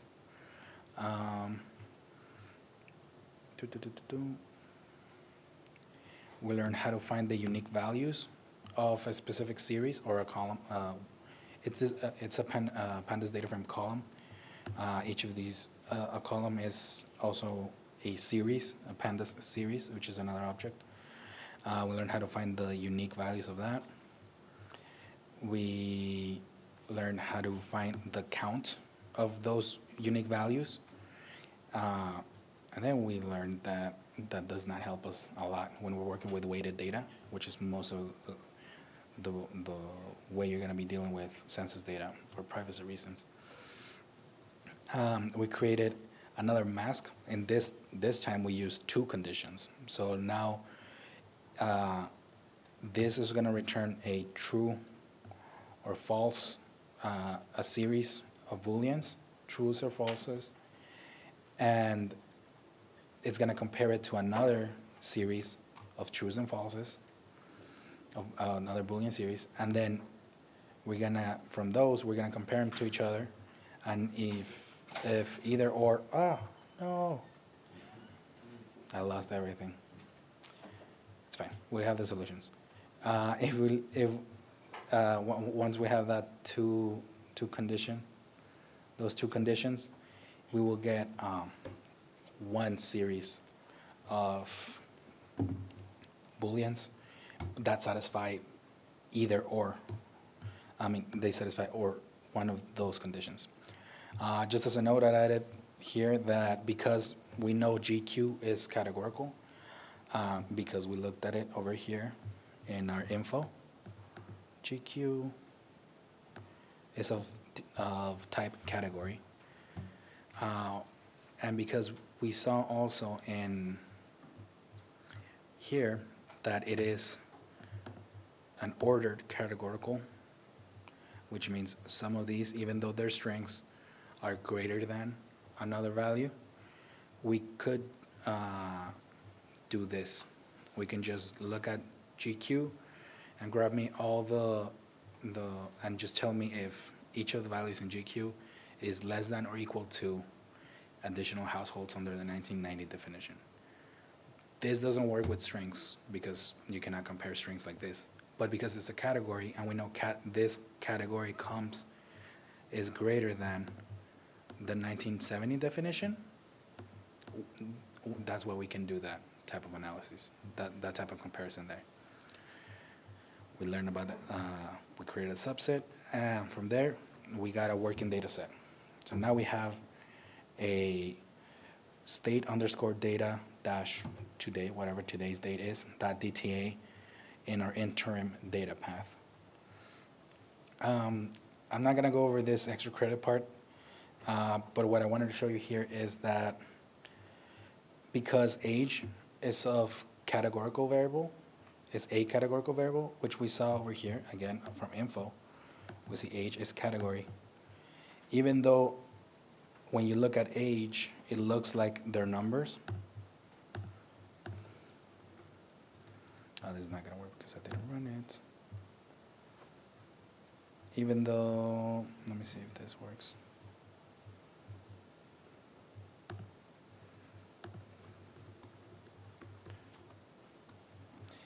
Even though you see here, age 79, 79, 28, 78, and 52, those look like numbers. But those are actually the labels of the age categories. And you can run into some issues if you try to compare them as numbers. So what I'm trying to do here, so this could be, I just want to give me the households that have children of over 5. If I run this is going to tell me, can I compare categorical with a scalar, which is not a category? Because this 5 is not a category. the category for 5 years old is the label 5. This is gonna work. And this is because age, again, it's a category. And if we try to, let me show you something. Age. In Pandas, there's this other thing that it's not super common in general, but you can just try to read a column as type something else. For example, these FIP codes over here, we saw that those are integers in our data frame, but they actually mean something else in geographic analysis, and they counting FIP codes have to have 3 digits. So this 0 actually should be 000, or this 49 should be 049, because that means something in GIS analysis. So you could, we could just grab this county FIP here and then as type string, and then just change that whole thing to string. But I just want to show you what happens when you try to read this as int, the age, which we would think, I was like, oh, if the label is 5, just make it an actual 5, right? It's not going to work. And the reason why it doesn't work is because this. You have one value in your series for kids less than 1 year old, and instead of using the number 0 to denote that it's less than 1, they use the label less than 1 year old, and you don't know how to change that. The Pandas doesn't know how to, doesn't want to assume what you want to change that to, what you would like to change that to. There's other ways. I wonder if errors, it raises errors. You could just say errors, ignore, and then it works. But then all the errors are just going to be, are still going to be there. Or you could try to coerce. Is it coerce? Oh, it's just raise and coerce. And another Pandas, further in the second notebook, we might look at that. But there's other ways. Right now, because we just know that it's a category, we can just use quotations around the number, and that will denote that it's the number 5. This extra credit part was just to trim our data set even more if you wanted to look at households with school-age children, which could be something of interest to people making policy decisions. Maybe you find that kids in Latino households are less likely to have access to broadband internet, and you want to do something, or your politicians want to do something. Well, you find out, then you go talk to your politician and then tell them to do something. So now we're going to move on to 01, the next notebook. By this time, you should have on your data folder on interim a data set, state data underscore, and today's date. I have this other one because I ran the solutions notebook all the way through. So working data is actually saved there if you run the solutions. I think it's only if you run the solutions.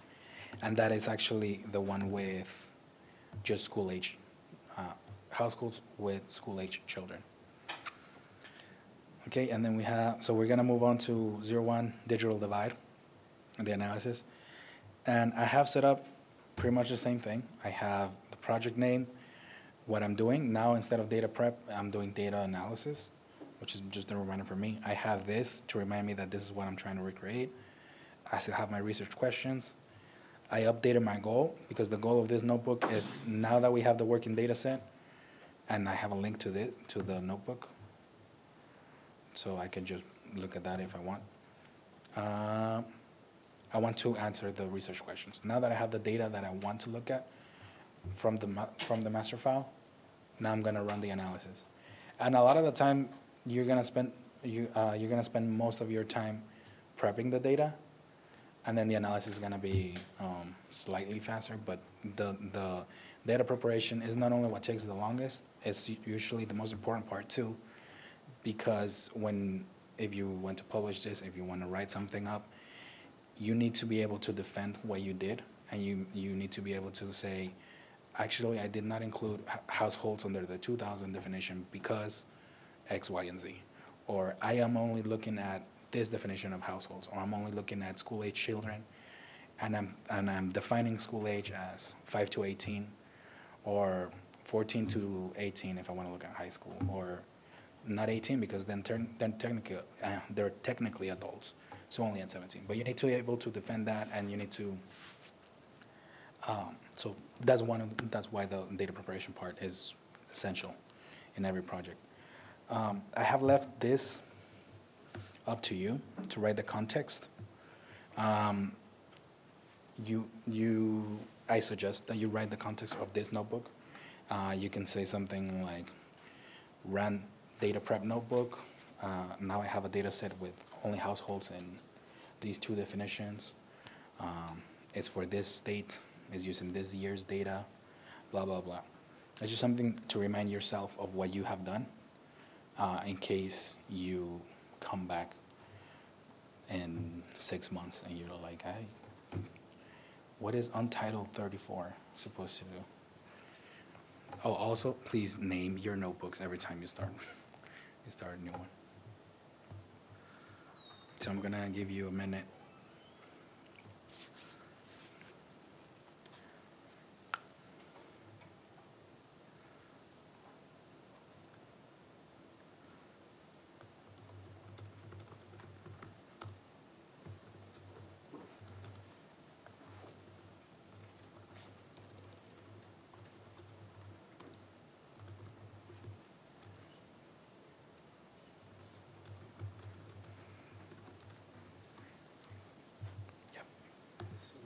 When I left, it gave me this. I'm not sure how to get back onto the page from here. Oh, if you, the session left, so you need to go back. And then it's gonna, oh yeah, it's loading. So you're gonna have to start a new session. Okay. I would just run the solutions Okay. notebook all the way to saving the file.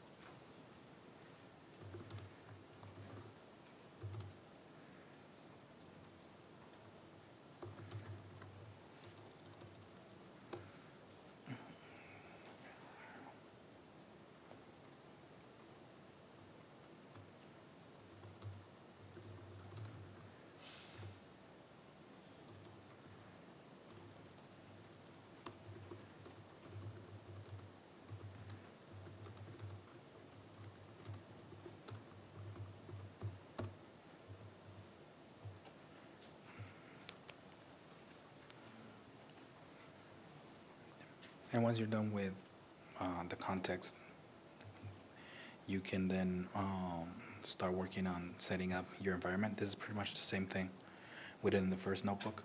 You import the libraries, you put together this today tag that you might use later, and you set these path files up, the file paths.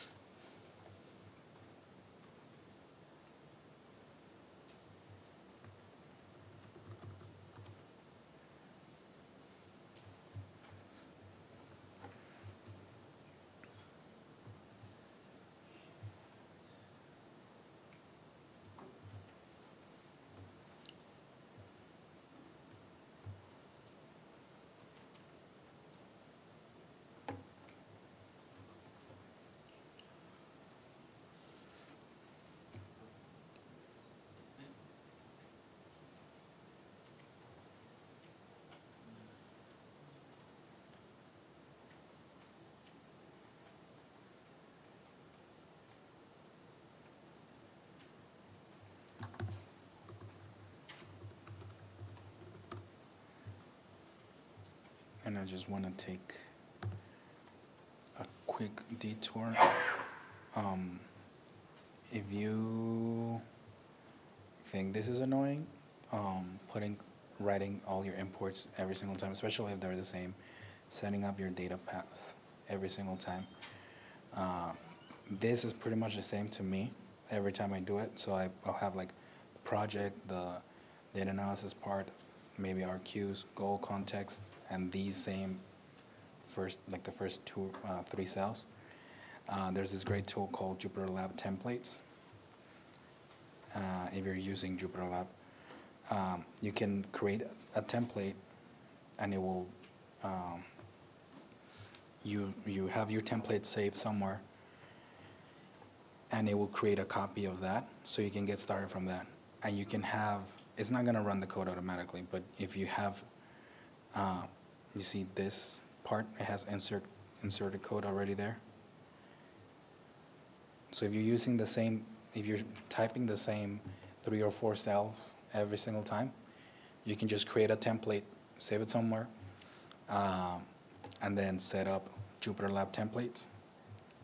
Let's just pip install it, installing the extension, enable it, and then in your .jupyter directory in the config file, you just add the path to your templates, and instead of just sample here, it's going to show you this, and you can then have something with all your path file, your file paths set up every single time. This is what I do in my work computer. I just create that, and then I have the first cell says something like project name, and then just in big, I mean it's already in H, I mean just one pound sign, but it says add the name of the project, and just add the date here, and then I have these already set up, so I can just run them and not type every single time these 10 lines of code, which is not even a lot, but it's kind of annoying if you just want to be doing. So Jupyter Lab Templates, it's a great tool.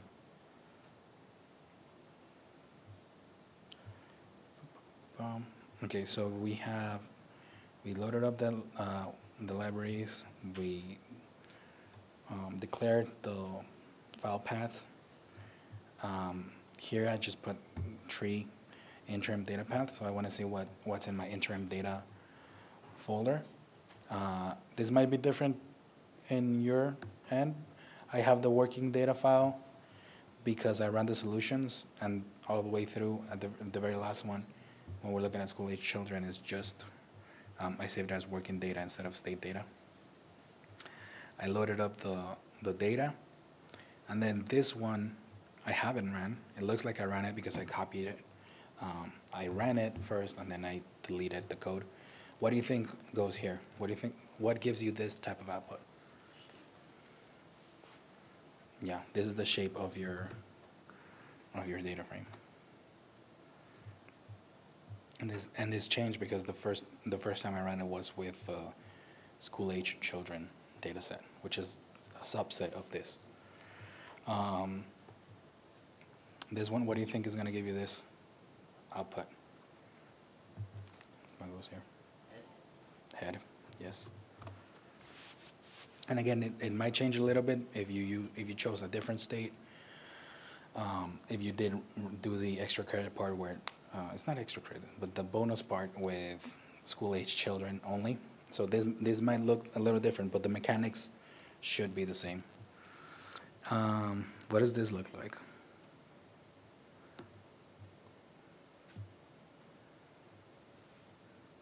Do you remember? It's the info. Oh yeah, sorry. Yes, it is info. Thank you. I'm gonna close this one too. Can you see? Command plus.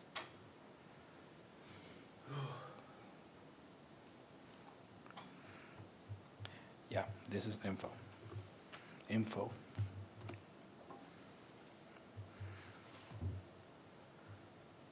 What's really nice about info too is it will give you the memory usage for your data frame. If you're working with a lot of data, you don't know what is slowing down your computer. Info is gonna tell you that you're using like 500 megabytes or something. So we have looked at the descriptors, we loaded up the data, we kind of know how it looks like. Now for the for the analytical part of this, we want to look at households that have access to broadband internet, to high-speed internet. But our data right now is one observation per person. And like we mentioned earlier, you have the serial number for each of the households, so you can track how many households you have by just looking at the unique number of serial values. But we still need to change our data a little bit because we don't need person level data. We need household level. And this information comes from IBumps. It is generally a good idea to use household weight when conducting a household level analysis of any IBumps sample. To use household weight is optional when analyzing one of the flat or unweighted IBumps samples, which we're not using, we're using a weighted sample. Users should also be sure to select one person from the household. Person number equals 1 to represent the entire household. So if we look at our data over here, do you remember how these two are in the same household? You see that this household weight is the same for both of them because you could just grab one of them. It's better, it's good practice. I mean, you should, from IBumps' suggestion, you should grab the first, the per num equals 1, which is usually the first, it is the first person that shows up in the household, and it is the head or the head of the household. So that's as simple as it gets. All we gotta do is drop every observation in our data, every person that is not the household head. So I set up the code here, and then I'm gonna give you a minute to run this.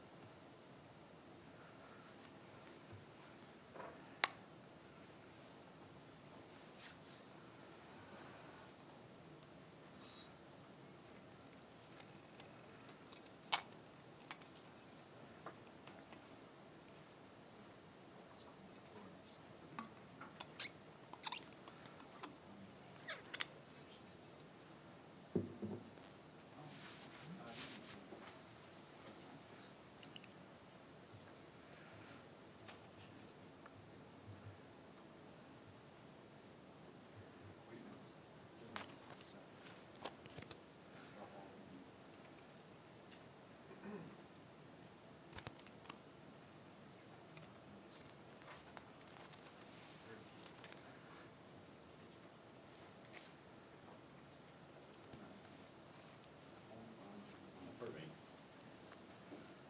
I was getting a little bit confused by how the data is set up. So Yes. each record in the data is for a person.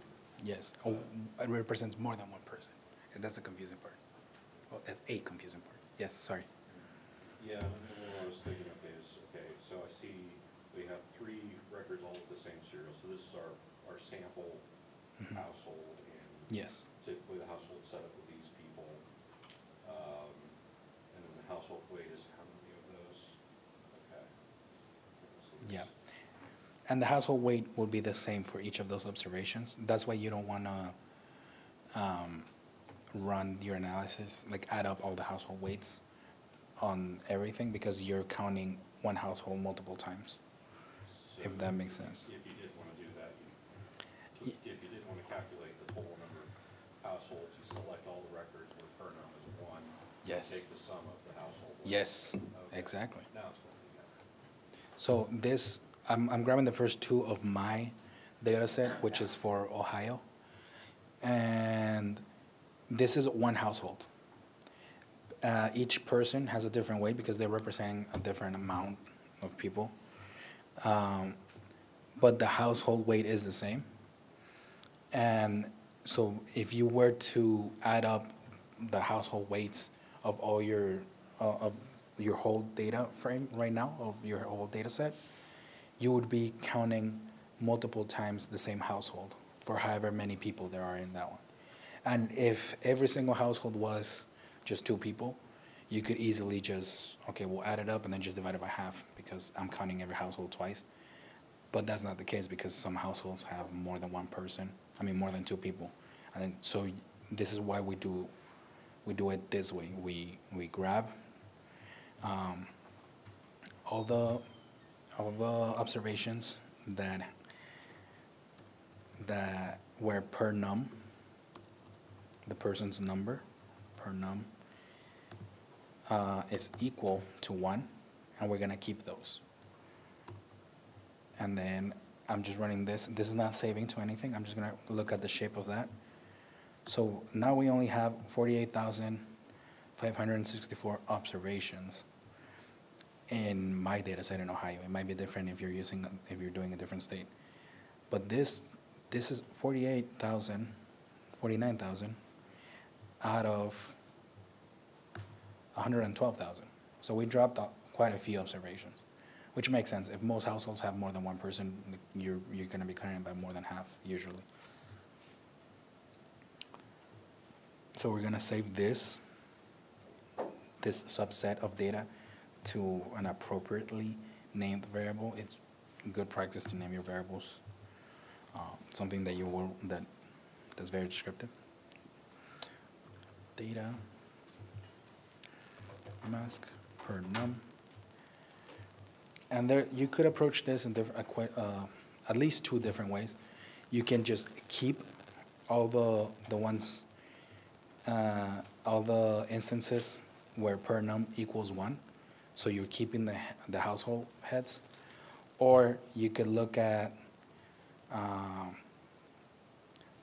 those that don't match the household head and drop those. But that's a little bit more complicated, and it's just easier to think about it like, look for the ones that I want and grab those and then just drop everything else. But there's definitely another way. You could just do the opposite. You save it, and I did not add it here in the template of the notebook, but remember to use copy, because we're going to be using state households later on, and we're going to be modifying it, and you're going to keep getting those warnings. The analysis and the code might run just fine. Sometimes it might have some unintended consequences, but just I think warnings are annoying. So if I could just not get any warnings, that's great. So I keep doing this. All right. So step 3, you'll notice that I have a lot less code already written here for you. I think the better way to learn is you typing out the code, but I wanted to set up as much as I could without giving you too much. But now what we're doing here is just running value counts on, in this case, CNF,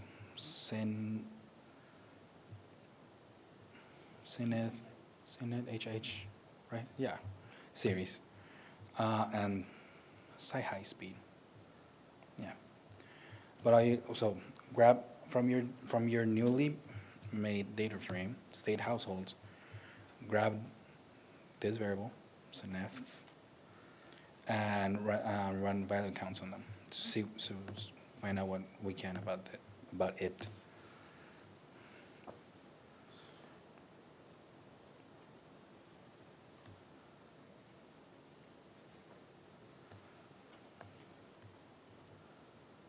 Okay.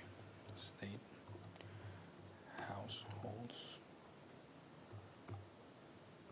CNF.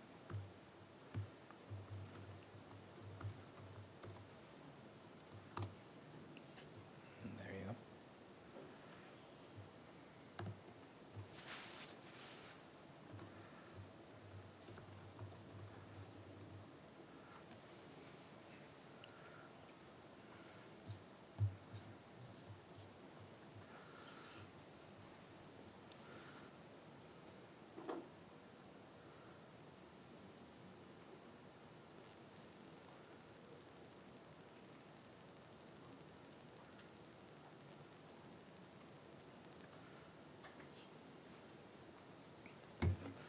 another way of grabbing a data frames column. It's by using dot notation.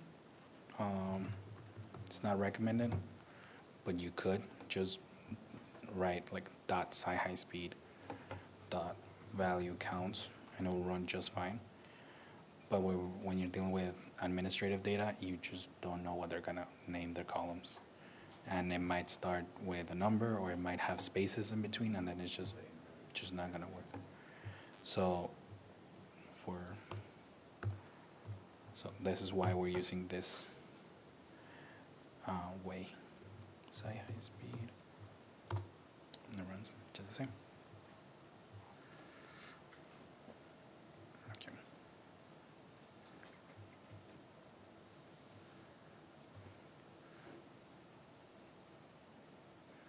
Okay, I'm gonna keep going, but if you need me to slow down, just let me know. Value counts has a parameter normalize set to false by default. This is what we did last time. We just question mark at the end, and I will show you the doc string. This is very useful if you're dealing with what IBumps called over here flat, quote unquote, or unweighted data. If each of your observations represents one person in this case, or one household, then you could run this code. Oh my God, state households tab, Cine value counts just like we did earlier, but then you set normalize to true, and you're gonna get the share of each of those values. Which, if this was an unweighted file, and if each observation was a household, represented only one household, then we won't have our answer. It would just be like, oh, well, yeah. Out of Ceneth represents people that have access. I'm going to leave this here. I'm not going to go. But it's people having access to internet services, right? So we can see if this was not a weighted sample, if this was an unweighted data set, you could see that you could just get your answer. This is not the variable we're looking at, but you could just run value counts, normalize equals true. Now we know that 83% of, in this case, the observations in our sample, in our data set, have access to internet service with a subscription. And we can do the same with state households, site high speed, value counts, normalize equals true. And this is the variable we're interested in. And you can see it up, just up in the notebook. You see from IBumps their descriptions. This is the variable we're interested in. We want to see how many people have access to high-speed internet. And that's what this variable is calling. High-speed internet, anything that falls under cable modem, fiber optic, or DSL service. And this is the power of IBumps. In 2016, the census started asking, do you have access to high-speed internet, yes or no? And by yes, I mean cable modem, fiber optic, or DSL service. In 2015 and before, they would ask you, do you have access to internet? Yes. Do you access it through DSL? Yes, no. Through fiber optic? Yes, no. Through cable modem? Yes, no. So if you look at the variable IBumps high speed codes, you can't see it because it's in full. If you look at the description, oh look, I looked it up already. This is great. The documentation from IBumps is great. So if you're working with census data, and especially if it's across years, this is a great resource. I'm going to put it in full screen. So this will describe what the variable is actually reading. And in the notebook, I have the description. Is copied from here. If you look at the codes, you're gonna see this. So starting 2016, you only get NA, GQ, yes, through cable modem, fiber optic, or DSL, or no. But before 2016, so 2015, 14, 13, you could find how many people have access to the internet through DSL service only, or fiber optic only. It's useful if that's what you're interested in. But if you wanted to look at like trends, 2013 to 2017, IBumps harmonizes this into 0, 1, or 2 in the regular, in the not detailed version, and then you could go deeper into it and then find out these other categories for the answers. If you want to learn more about this, like the comparability tab is great because it will explain to you this is what happened. In 2016, you could distinguish whether high speed values were allocated due to server responses for blah, blah, blah, blah. And it will explain to you. And then high speed, I mean, is only 5 years that they've been doing that. But when you look at, for example, birthplace data, some countries just don't exist anymore. So it will explain this here. And we're like, we used to call it this, and now it's this. We used to call it USSR, or we used to call it India, but now it's all these other countries. So it's always it's always good to look at the description and the codes and the comparability. And for example, the birthplace variable, that would be one that you would want to keep the D version of it, just like we had raised, Hispand, and relate D at the end, the detailed version. If you're doing anything with immigration, like I have, you want to keep the detailed version, because sometimes you'll have something like Pakistan labeled as India still, because at some point it used to be just coded as India, not anymore. So you want the detailed version. Okay.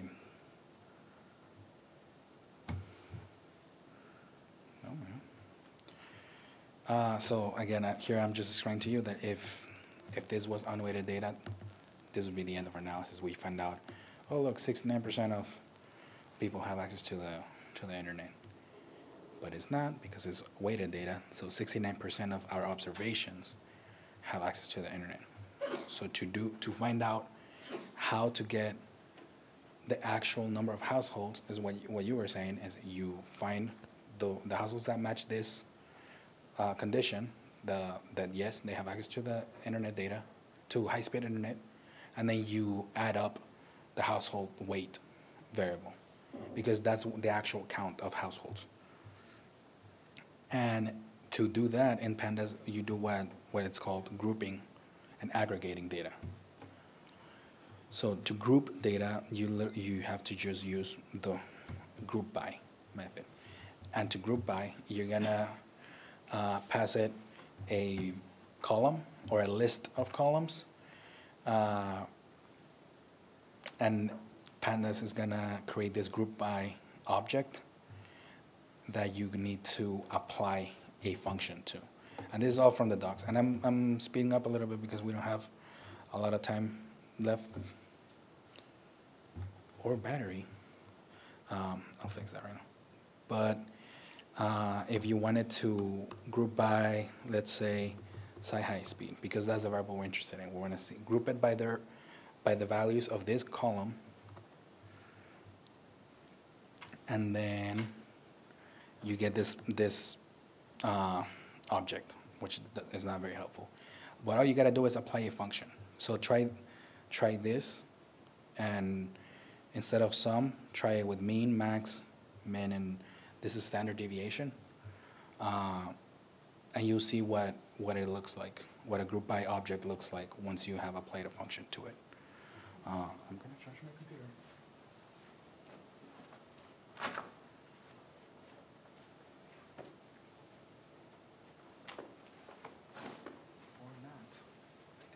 charger. You have the USB-C, Not sure. right? No, it's a Mac. No. Yeah, it's a Mac. Sorry. Thank you. Some of them have USB-C. This is. Yes, can I? Could I borrow that? Thank you.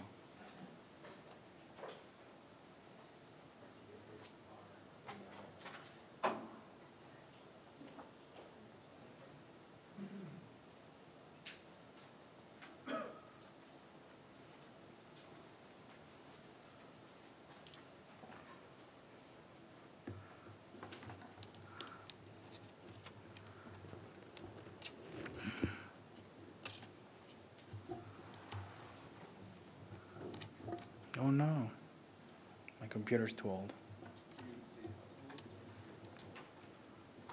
Yeah, this is not, sorry. Yeah.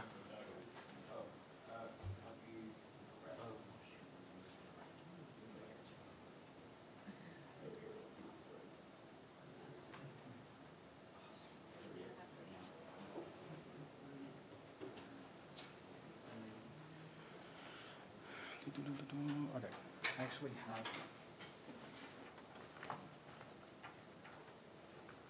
another computer. We'll just switch midway through.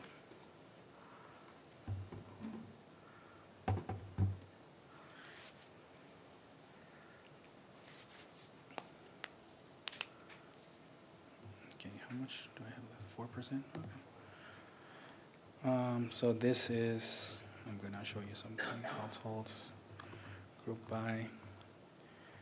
I'm doing CountyFip, but I mean you'll see later on.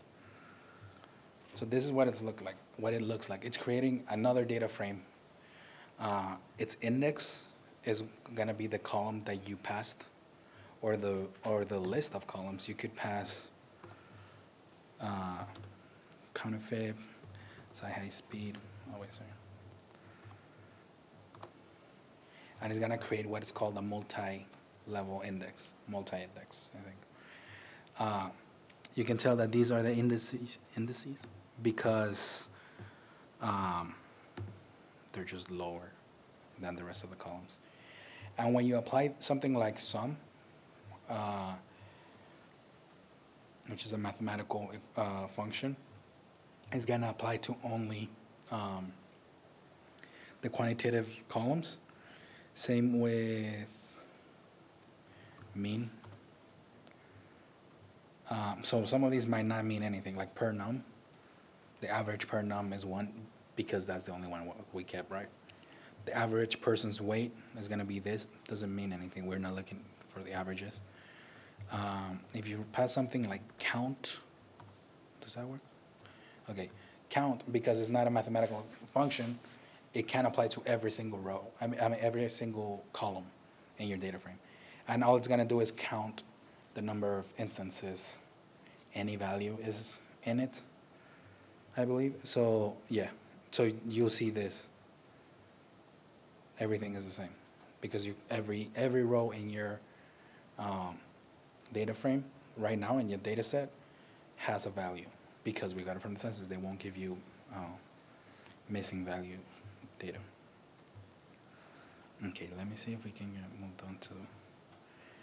Okay, so just like you would grab any column from any other data frame, you can do the same here. Just square brackets, pass me the column. So if we want to group by high speed, and you want to grab the household weight, and then I'll give you a minute to play around with that, but we have already spoken about what we need to do with the household weight.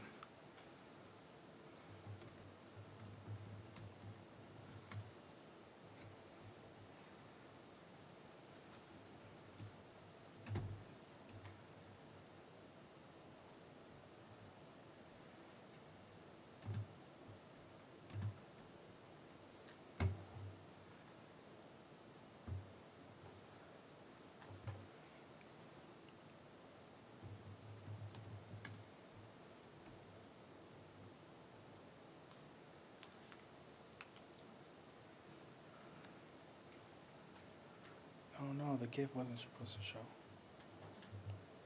Ignore that. Oh wait, it's probably your computer. Okay, so we could try the mean of the household weight. So the average household represents 95 households. But if we run the sum, like we mentioned earlier, you find these are the actual numbers. Now you have found there's, in Ohio, 3,223,198 households with access to the internet, access to high-speed internet. And these are households, again, from what we define as household, as the household we're interested in, under the 1970 definition and the 1990 definition, which is up to 10 people. If there's 11 people living in a housing unit and they're not related to each other, we don't want to know anything about them. Drop them in the data prep file. And I want to show you something here, and I might go later in the notebook. You'll see something else, the same here. But just like you passed with just one column, if you wanted to pass multiple columns, you pass them as a list, household and per weight, for example. This should be pretty much the same because it's you dropped every other person, so per weight is meaningless right now. But did you notice the change in the look of this? When you have just one column, pass it as this household. No, HHWT. This is what this looks like. This is a series. If you pass it, even if you pass it just as a one element list, because you're passing it a list, it's gonna look like a data frame. And this, most of the things that you can do to a series, you can do to a data frame. But there are some things that you cannot do to a data frame that you can only apply to series, like value counts, I think. Value count, drop duplicates. There are certain methods that only work for series, and not data frames. So you need to be aware of that. And I usually like this because it's more readable. It looks nicer. And a lot of the time I'm not doing anything with the data that it has to be a series. Like I need it as a series and there's no other way. So if I can, I'll just have it as a data frame. It's easier to read. And so now we have the actual numbers. This code I put together just so it will match what you have in your, if you're using a different state, this is gonna change. But this is the same thing as this over here. We have, wait. Oh, this is, no. Python is 0 indexed. So now we see 3 million households in Ohio have access to high-speed internet. But how many? That's our research question, number one. So to make this easier to follow, we can save this, same thing that we did over here. Save it to a variable. So all we're doing is typing this onto this. And while you do that, I'm going to switch computers. Hopefully it works.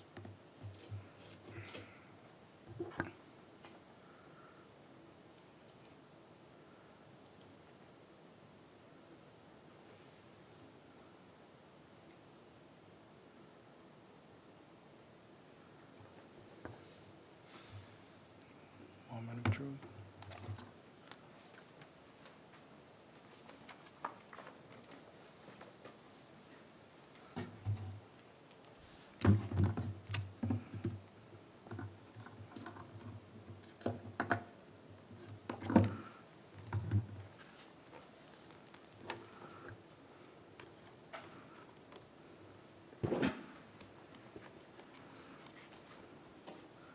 Haha.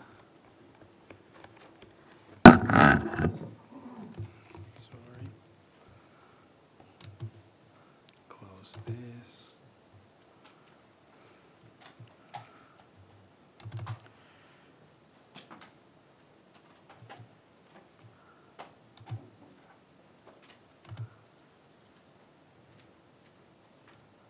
Oh my God.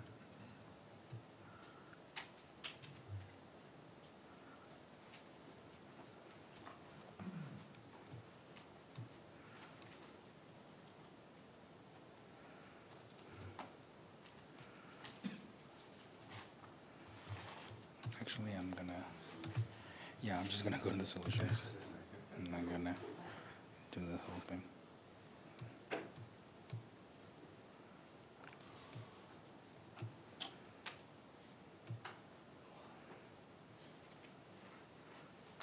Okay, so we are.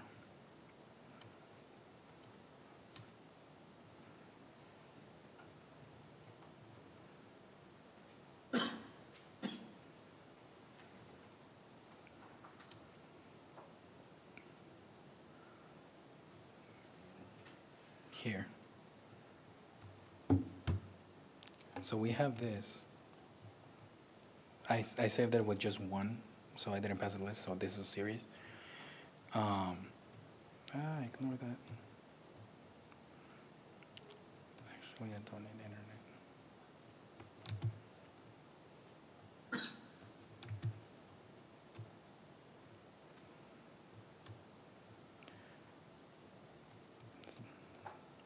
So we have already a series and we already have the number of households. How do we find the sum of the elements of a series? How do you think? That's as simple as that. That's the cool thing about Pandas is a lot of the times it's very intuitive. Some you could do CUM sum, and that's gonna keep adding more and more. But because we want just the sum of every element like this, we just pass dot sum at the end of it. And then there you go. It's like this. Because I'm in the solutions notebook, I'm gonna try to keep the answers below so you don't see the rest of the answers.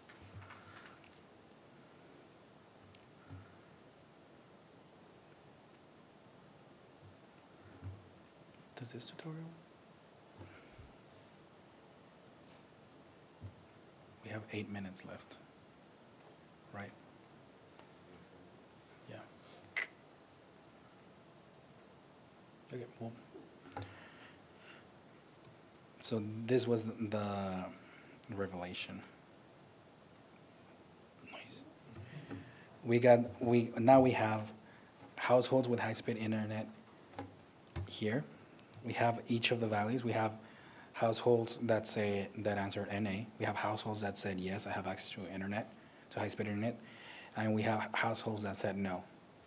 And now we also have the total households. So we now have the denominator of our equation. When you apply a function just like we did dot sum to a series, all it did was add up every single element of it. Series are NumPy arrays, which are not like lists. So if you apply a comparison like we did earlier, or if you add something or multiply it by something, it's gonna apply that operation to every single one of its elements. So if you have your households with high-speed internet, with high-speed access, which is this series of 3 elements, and you were to multiply it times 1,000,000, it's gonna grab each of those elements and multiply it times 1,000,000. It's not gonna like add it up and then multiply that times 1,000,000, or it's not gonna do it to just the first element or something. It applies to every single element. It's because it's vectorized, I think is the term. So now that you have this, now that you know you can do some math to a series and it's gonna apply that to every single one of its elements, how do you think we can find the share of each of these? How much each of these make of the total over here? Yeah, it's simple as that. Just like over here, we divide by 1,000,000, and it divided each of those elements by 1,000,000. Instead of 1,000,000, we can just pass the total of our households. And then this is the actual number. This is different from what we had over here. Sometimes it might be very similar, but not usually. When we did the normalize, we saw 80% of our observations said yes, had a value of yes, I have access to internet. When you actually account for the weight and you weight it correctly, it's 78%, 78.7. So 79 versus 80%. Sometimes they can vary a lot, but this is the actual accurate number. And this is, for Ohio, is higher actually than, not that I'm surprised, Ohio is great, but this is, oh, I don't have it. The California one, the one that we're trying to recreate, for California, the number is 74%. Only 74% of households in California have access to high-speed internet.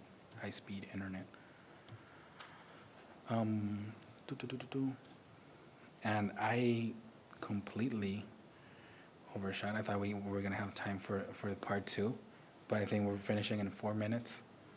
The mechanics are the same. The only thing that you need to do now is, instead of grouping by just high speed, by their value, you want to find these numbers for each of race ethnicity group. So to see if certain households, certain demographic groups have less access to high-speed internet. And I try to be as thorough as I can in the notebooks, and you have the solutions here. So if you follow this through, you should be able to do it on your own, and you can find the answer for whatever state you want. And you can learn a little bit more about pandas and deriving variables from another column and creating groups out of another column, aggregating data in multiple ways. I added as many examples as I could over here. You can do other stuff, not just the group by method. You can do a group by and then slice it, so it just gives you the answer that you want after you have done the math, so you can get this. You can do cross sections, you can do cross tabs. I really wish we got into this one because this is the fun part. The data preparation is not the fun part most of the time. But yes, everything's gonna be on the link. Thank you so much. There's gonna be a survey at the end. Don't mention that I didn't finish. No, I'm just kidding. They're gonna mail you a survey. Thank you so much for coming, and it was great. Thank you so much.